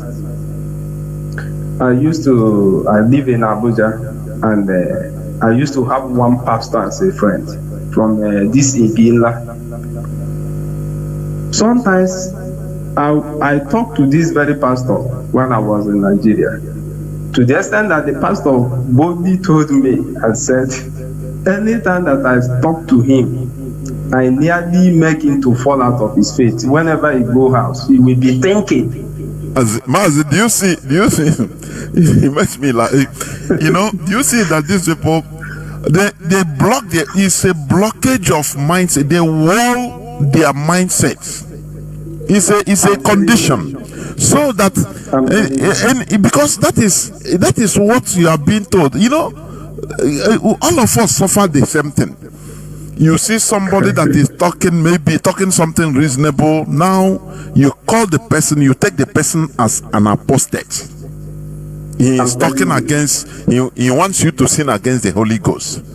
Now you have to be strong and block your mindset so that you don't even listen.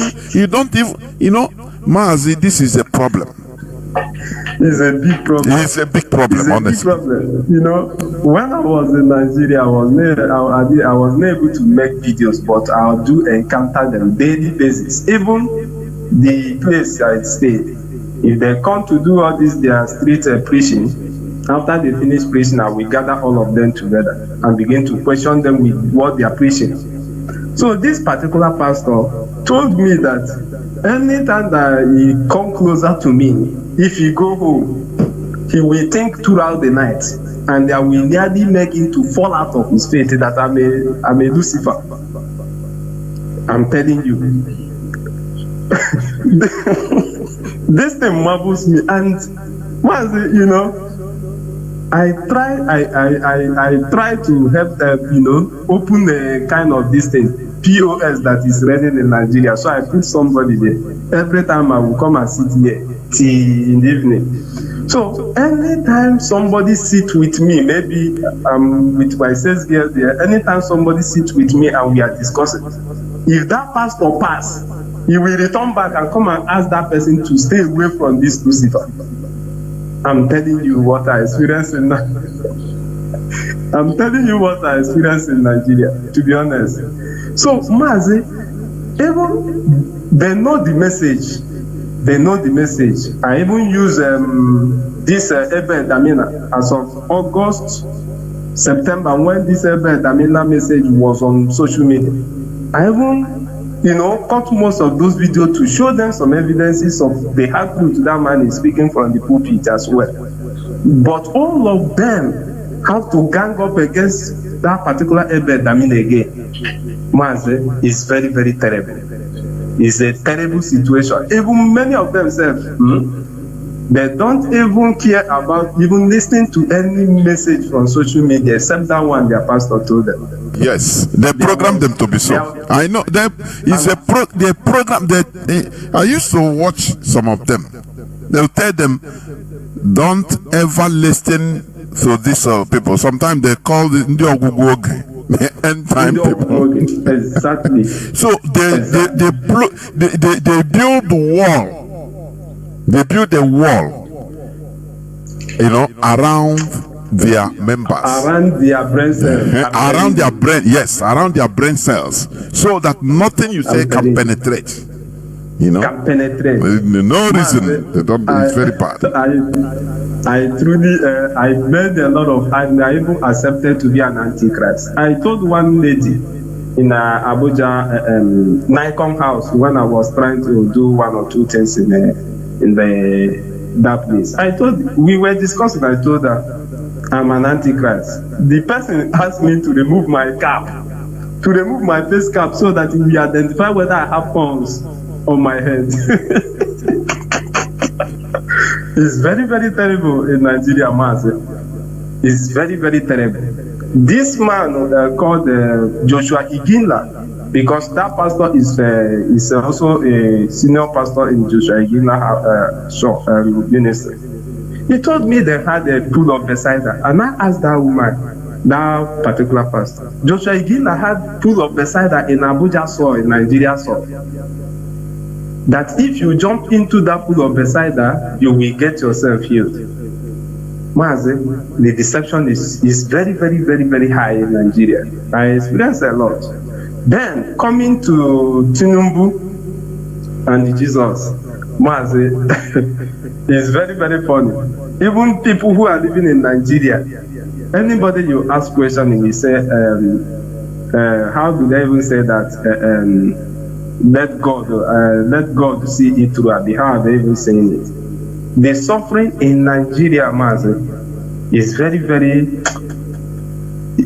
is unimaginable. To the extent that even in Abuja, before you buy fuel to use your generator in your house, you have to lose the tank of your generator. If you don't, they can't sell fuel in a gallon for you. Mazi, Nigeria is suffering the people. Nigeria is suffering the population heartlessly. That's why I said there is no country like Nigeria in this world, where they deprive the population of everything. They deprive you of money, deprive you of electricity. What you are paying, if you are hustling now, occasionally with any small thing to chop, they will even go there to remove the food. They want you to suffer and suffer and suffer. They don't give you nothing. I'm telling you. It's another place altogether. I saw a lot of. I was asking many people, is this not capital territory of Nigeria, where you can buy fuel with cake to pour in your own generator? You have to lose your tank. If that one finish, maybe now you're a barbing saloon person, you barb maybe between 6 o'clock in the morning till 10 o'clock. You have to lose your tank again and go to this station, except you buy black market. That is very, very terrible in that very part. And people are living in, should I say, they are just living happily on top of that suffering. You will see somebody who has suffered and lose his tank and come to this station with another person. They began to fight among themselves instead of challenging the management of such a place. I told them, all these things they are doing here, you can challenge this particular police station. The particular police station will report that matter to their national, and they have to change this policy. But Nigerians are happily living in that very suffering. Rather, they will be in that police station, beat themselves, break themselves head, and go home. And tomorrow they will come and kill in the line. Mazi, I don't know. We don't need to be there. I'm telling you. And I wish our people will wake up. Now, coming to what happened in Okeja, Anambra, is very, very, very sad. And I don't know how such can be curtailed, because I see all these things as most of these people are testing their resolve to compare our people to Alamajiri people. You know, they are gradually bringing this system of Alamajiri whereby people will be dependent on them.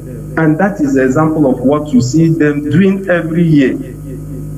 When we chat about agricultural revolution, they will not bring us seed to allow people to cultivate, so that during this time they will have their own food. But they will rather make the food to see as if they are the only source who can supply food for the host of society or community. Mazi, this thing is very, very, very shameful. It's very, very, very shameful. Thank you, Mazi, for picking my call. Mazi Joe, thank you for holding on. Can you hear me, Mazi Joe? I can hear you, sir. A very good evening from here, sir. There we go. Yeah, am I coming out clear, sir? Yes, you are. Go on. Okay, sir. I'm going to start from there was a point he raised, and about Christianity being the culture of the Europeans. I have on numerous occasions, spoken to people that say they are Christians. And I told them, what you are practicing is just the culture of Europe. They turned their culture and tradition into like a code of conduct, which is their religion, that they wanted to use to control their people. Now, they were able to control their people for hundreds of years before their people now realized that no, we need to break out from this chain of the church, and they broke out, and automatically Rome, the Rome that we know was not defeated. Rome went inside the Vatican, because the Vatican, all the wealth that the Roman Empire made was now, kept with the Roman Catholic Church, and that is the reason why they are so rich. As tiny as they are rich. What they are propagating is just their culture that they have turned into a code of conduct that they call religion. In Europe here, I think last week, I met a friend at the supermarket, and I asked him, "Oh, what's up, bro? You celebrating the Christmas?" He said, "What?" He said, "I'm not celebrating the Christmas." I said, "What? You're a German, you're a Christian." He said, "No, he doesn't." I said, "Why?" He said, "Because he's a pagan. It's all paganism." I said, "Wow, really? Teach me." He said, "Everything about Christianity is all paganism. That the Christmas, the Easter, everything is paganism." And I said, "You mentioned Easter. Are you right? Are you so sure what you're saying?" He said, "Yes. That why do I think that they use Easter bunnies? What are bunnies? Rabbits, as a symbol of Easter." I said, "Okay, what does it mean?" He said they use rabbits. They have a male rabbit and a female rabbit can have children, uncountable. And he said that was the symbol of what Easter means. It's a time that they first to multiply themselves. So the church took over it and named it, Easter, which actually is Ishtar, a deity that they changed to suit their own, religion.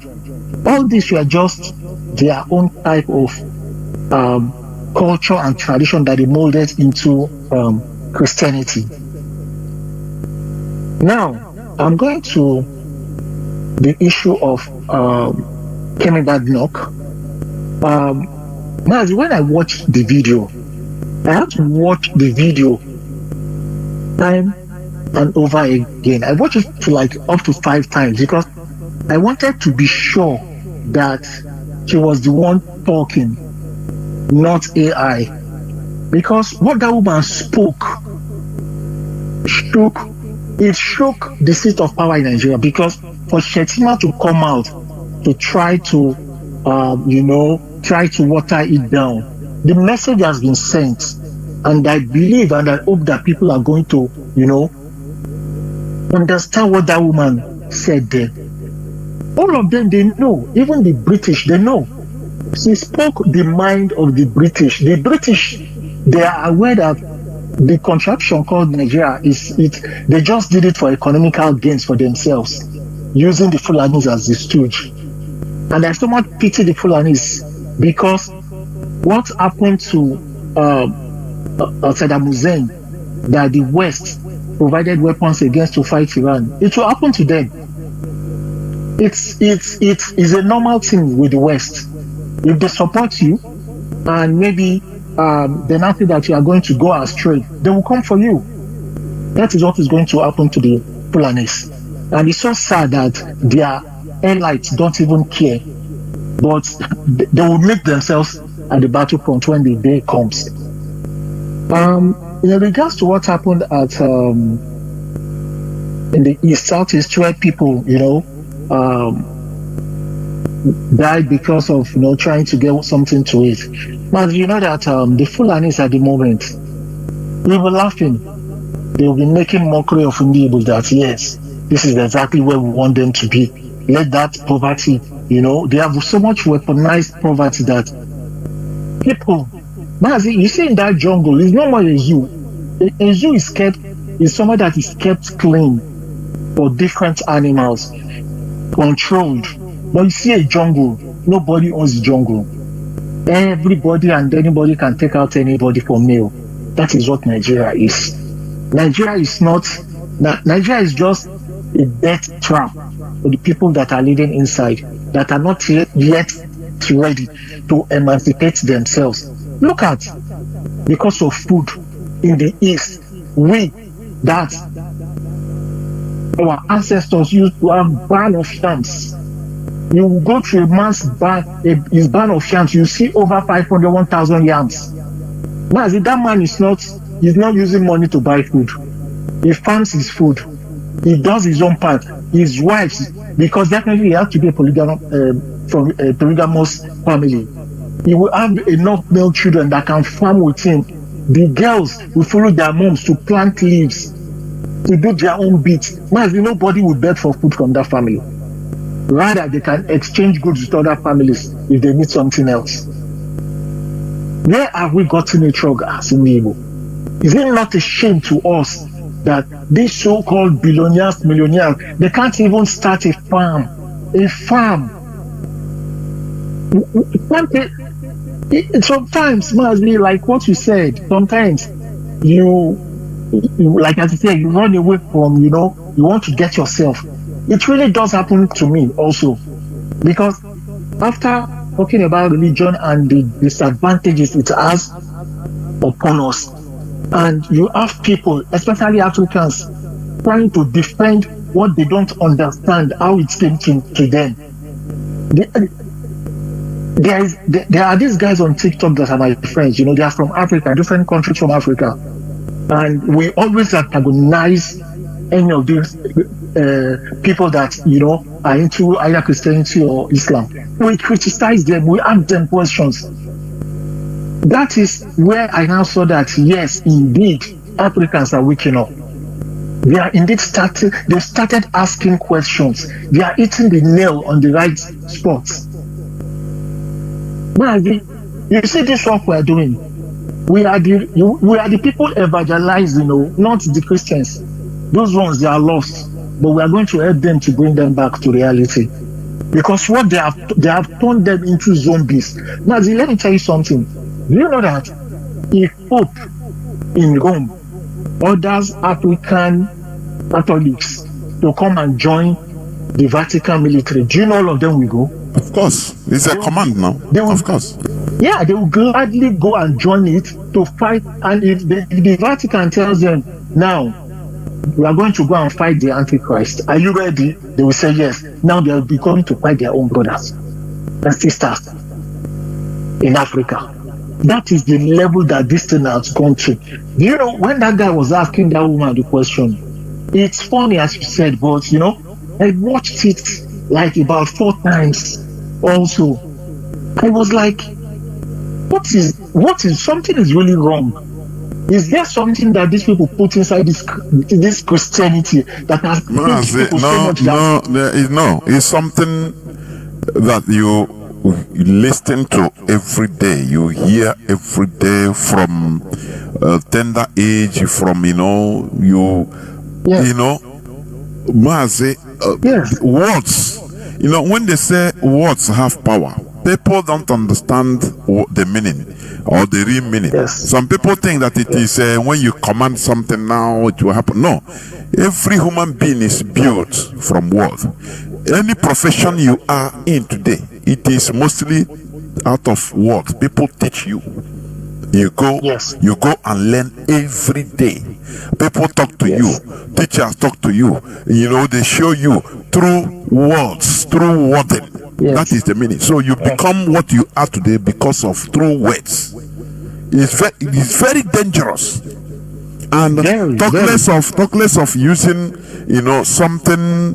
Can I say spirituality, belief, all these fictions and all this in order to continue holding you hostage, Mazi, it's highly dangerous. Mazi, please It's round up, very and dangerous, I want to close. like, okay, Mazi, you see this ongoing war happening right now. My children, they were playing, and they were, Spider-Man, this, Batman, all this. And something came into my mind that, wait, these people are at war now. Where is Spider-Man? Where is Superman? Where is Iron Man? Where is this? Where are they? Fiction. Man, that was how religion, Christianity was sold to our people. And the most shameful part of it was that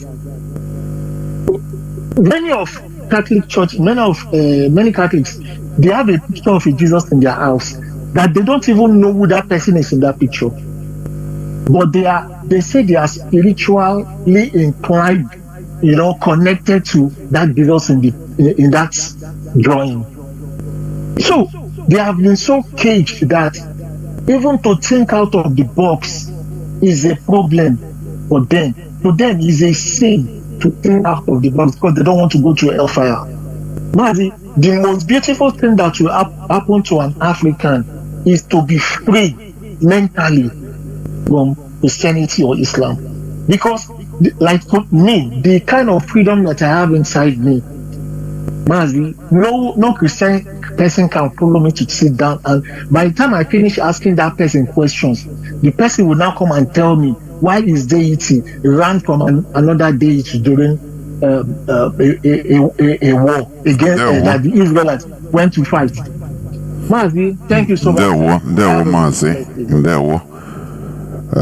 Caller on signal, you be the last caller. Caller on signal, please. People are calling, but I'll no longer take any call. Caller on signal, thank you for holding on for 22 minutes, please. Mazi Ebona, can you hear me?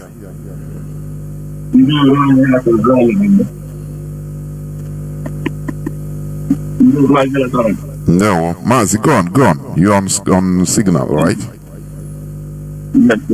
Mazi Jonathan and Biafran and lovers of freedom. And then as Mazi Jonathan mentioned, my name is Mazi Ebona.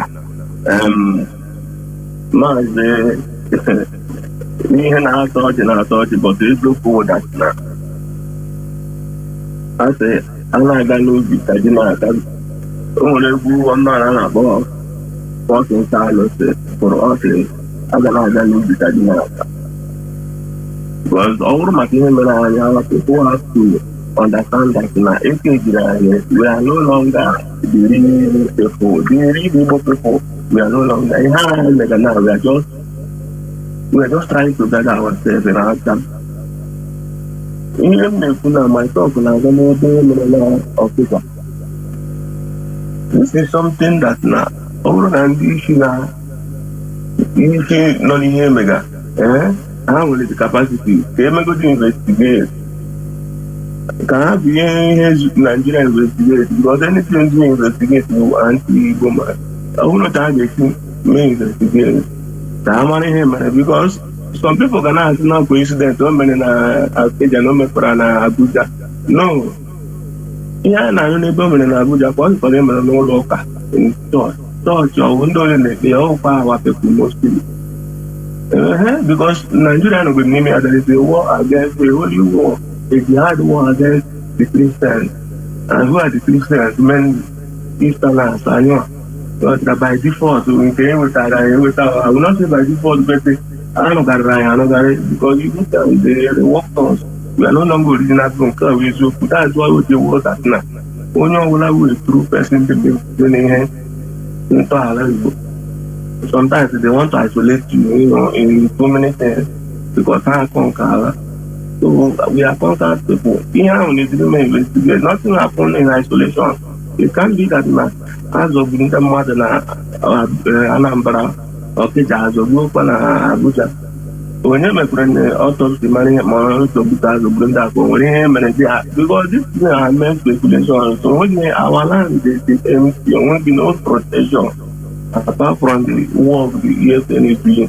Won't be any other thing on a label is anti our for all the Bukaradu, they are even using our Bible to return to what you may water. But I never matter. It's not because of ignorance more than like somebody said. No, I think maybe our big person will out of ignorance. I think we are about to. But I am the guy like that. Oh, I know quite wrong.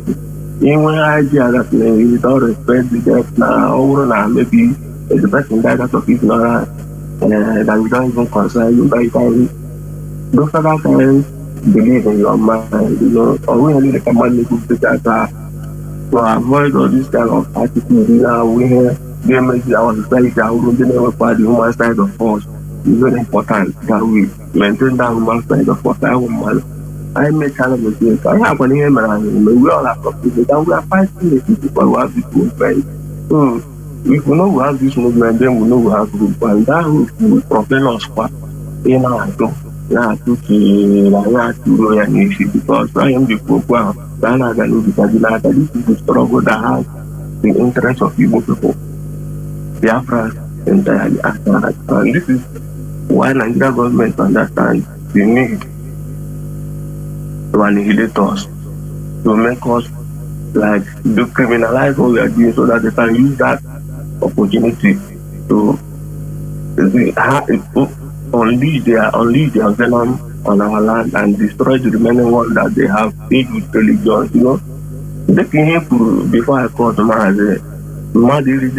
Our mother in a village of Wanihama only tested 10 million naira because of a legal. This is in Ibo.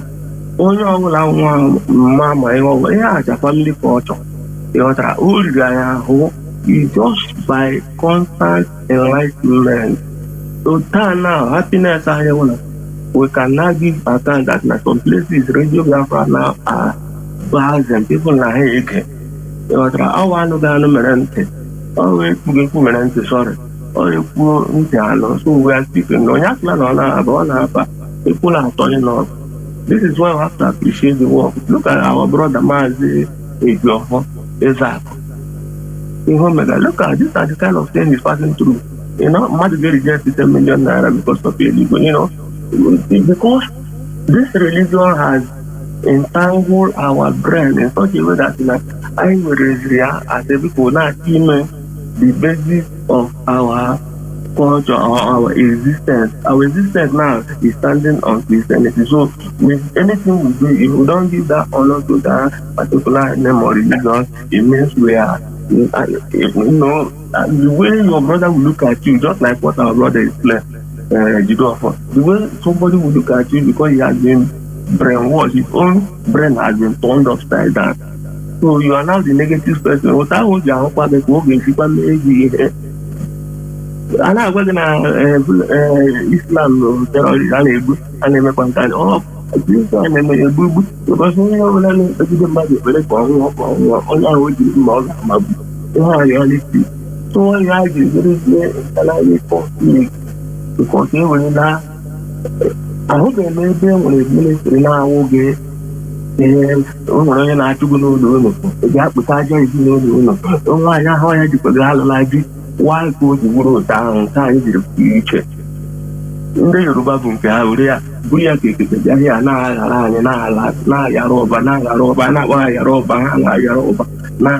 our own idea and I see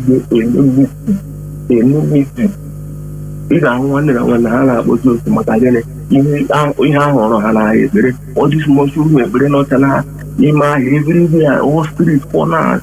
I could put on there, the background Mazi. We have to take it easy. Our people are just in the radio.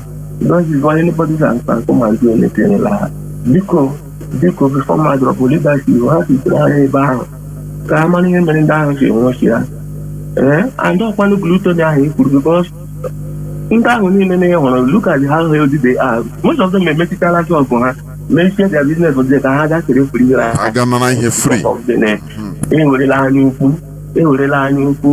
They want to make a shop because that's the right. Anything that is everything on a shop. Oh, it would be job for. But there's no mind, nobody even they hear again. They all will be able to go on, you know. No, you don't care. No, our society, but I'm an society is dynamic. I know I better we must continue. Mazi, thank you very much. This is where I'm going to switch off the phones, please. Biafrans and lovers of freedom. You know, what we are doing is not easy. When you're saying I hear they made it easy, that person is a liar. I am telling you. We are trying to make sure that we come out from the status quo. It's not easy.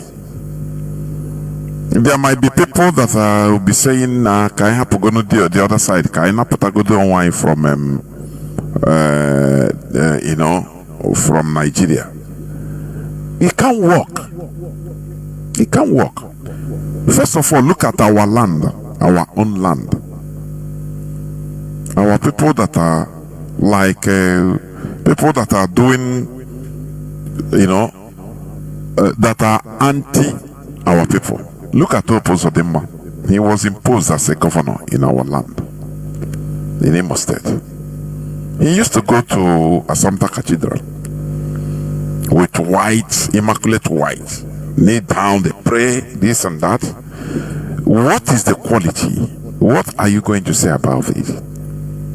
Is there any difference? You know? So you see that there is a problem. I am telling you honestly, there is a problem. You know, some people are also of the opinion that, look, you cannot condemn the institution, the religion. It is about the people, some people practicing it. But I beg to differ. You know what covers it? This religion is not our culture. Any culture that is imposed, just like Nigeria. You know why we are trying to remove ourselves from Nigeria? Because Nigeria is imposed on us, not under our own terms, but under their terms. The same way the religion is imposed on us, not under negotiation or under their own terms. The missionaries came to our land. They converted. They saw. May impose Menelu in our land. You know how? They first of all started turning the people, our own people that was excommunicated or ostracized in our land because of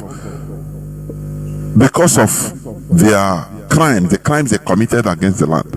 They told them that, look, those people that pursue you or ostracize you, they are the criminals. You have been forgiven.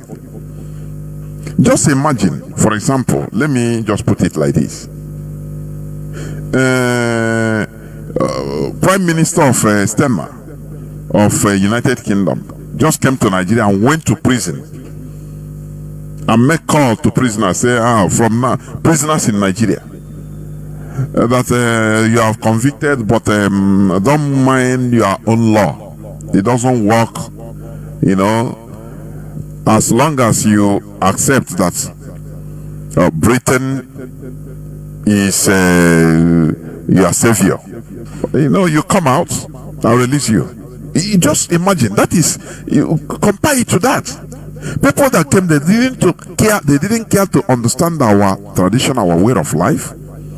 They started turning our land into another thing.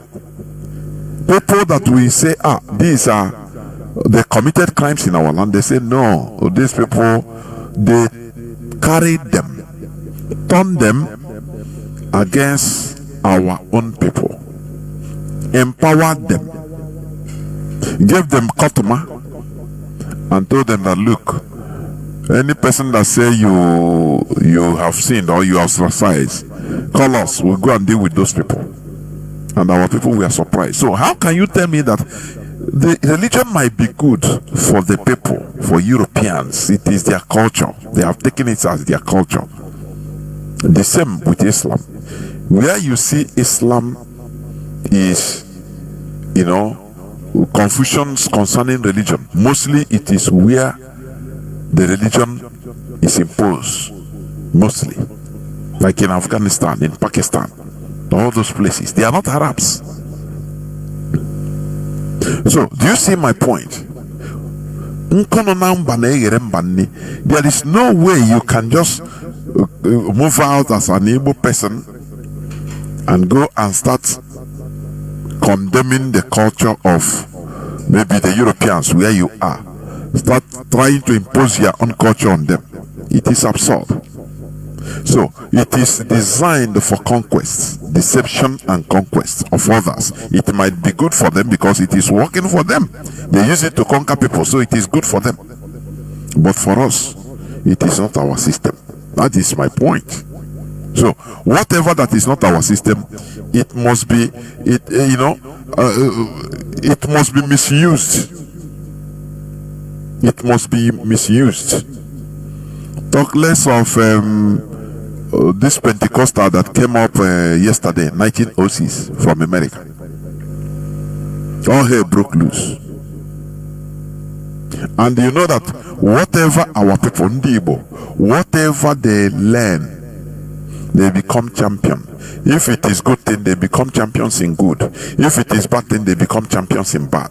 That is why you see this kidnapping, this insecurity in our land. That is why we need to fight it before it becomes the new normal in our land. Anything our people learns, they take it, they do it even more than those that taught them. So this is why we should never keep quiet. We must continue what we are doing.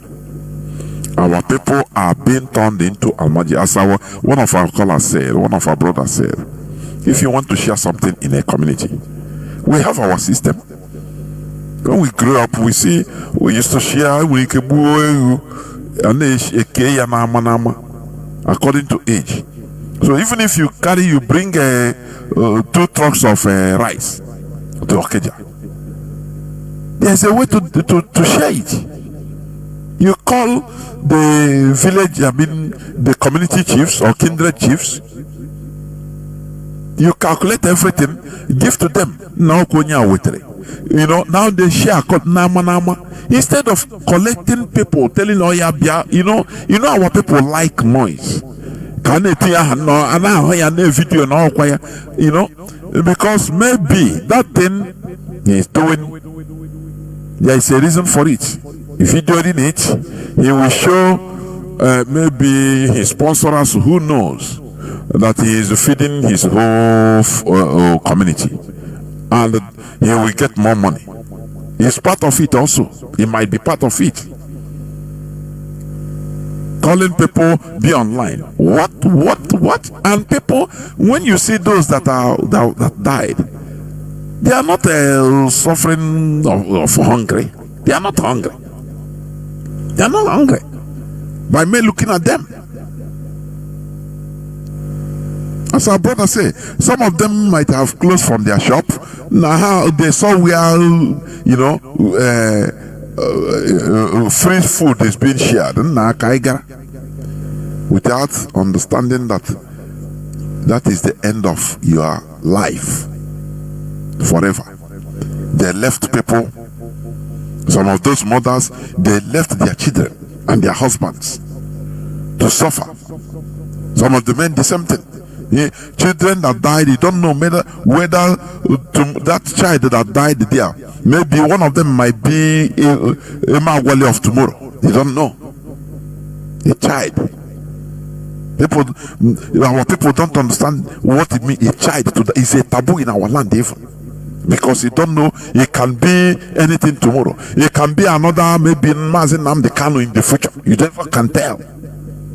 But the life is cut short because of one cup of rice. Our people should understand, should learn to be, to be civilized and modern.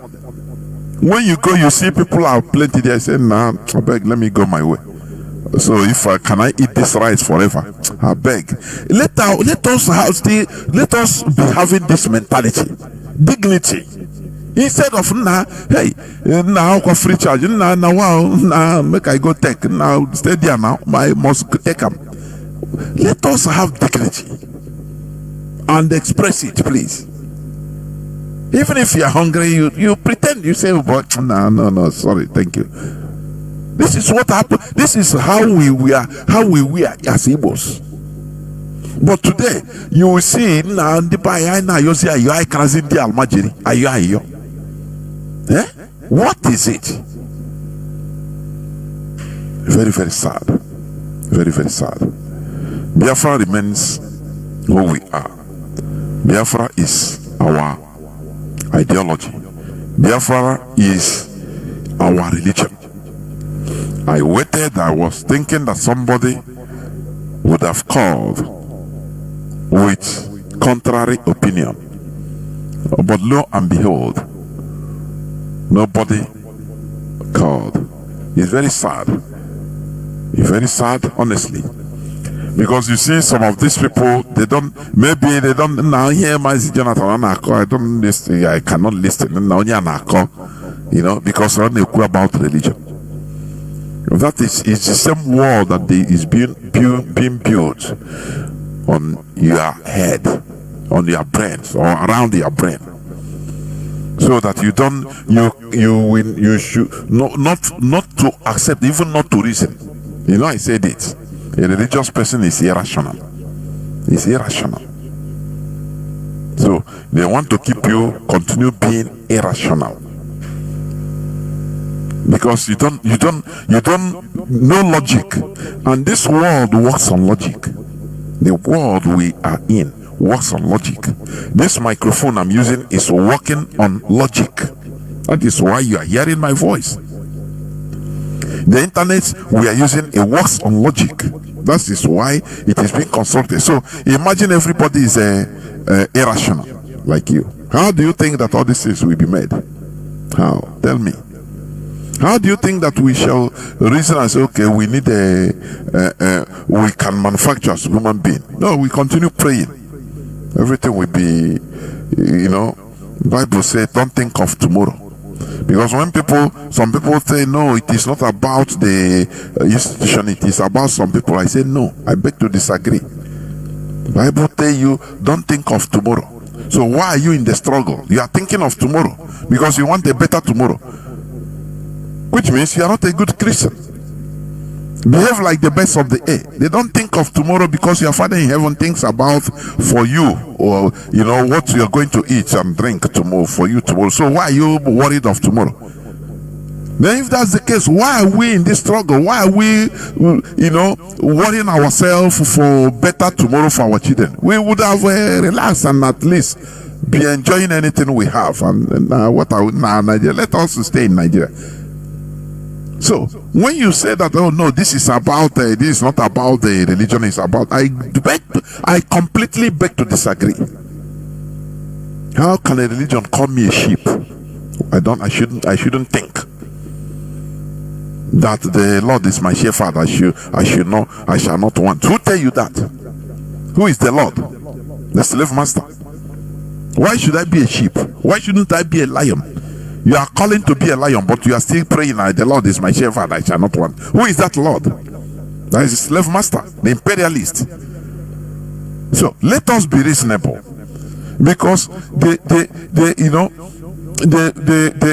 most important thing, or the problem we have, is the way we reason. Mazi Nnamdi Kanu, chapter 1 verse 1, he started by saying this: the problem black men has is their way of reasoning is fundamentally flawed, and this thing is being ricocheted and repeated by many prominent people, African. They say I was watching one African billionaire, I think in Zambia. They asked him, what do you think that is a problem with Africa? He said, first of all, change the way we reason. Everybody is pointing the way we reason is fundamentally flawed. Changing the way you reason is not easy. For your information, it's not easy. It's not easy. It's not easy. Because the way you grow up, now all of a sudden you start hearing another thing, start hearing things that you never imagined, things that they told you that is a taboo. If the Nigerian Christian push people's attention to fighting government, or at least understanding that the problem that we are having is man-made, not Satan. I'm telling you, they will. The most important thing, if you are sick, you realize that you are sick, and now you once you realize, you know that you are sick. Now you go for therapy. Now you go for checkup, medical checkup, to find out what is the sickness. Once you found out what is the sickness, now it is the first solution. You have started this solution. Now you fight that problem. But when you are there, they tell you, no, you don't have any problem, everything is okay. Don't even mind to look for the problem, because you don't have any. God is in control. How dare you say that? And you are praying that, you are quoting that, but you are supporting ESN. Is it not a controversy? Which means, how will you tell somebody, how will somebody that believes in this will now be wholeheartedly be in support of ESN? He will tell you that let us pray, God is in control. Why should we worry ourselves? We shouldn't worry ourselves. Do you see the problem we are having? It's in the head. It's completely in the head. Before we start, having solution to our problem as a people, this message must reach the grassroots to understand that we are human beings, that the problems we are having is man-made, and also through man we will have the solution collectively. That is the message, nothing more. And there you see that things will start happening. But once they continue telling people to don't worry, comforting you in misery, people continue believing that the Jews, their reverend fathers, that the solution to your success is once you are giving your soul seed, you do this, you did that, that is it. Now you completely neglect your human capability or capacity building. You don't develop it, because you are a prayer warrior. You can pray for 3 hours non-stop. You can pray for 5 hours non-stop, and you believe you have power. If you have power, why don't you command Peter to become president immediately? You have power. Why don't you command so that our detractors, our enemies will fall, so that we continue as Biafrans? Why? You have power. This is illusion. It's an illusion. Let us stop accepting illusion and face the reality. Thank you for listening. From me, Mazi Jonathan Chinedu, from here, it is simply good evening.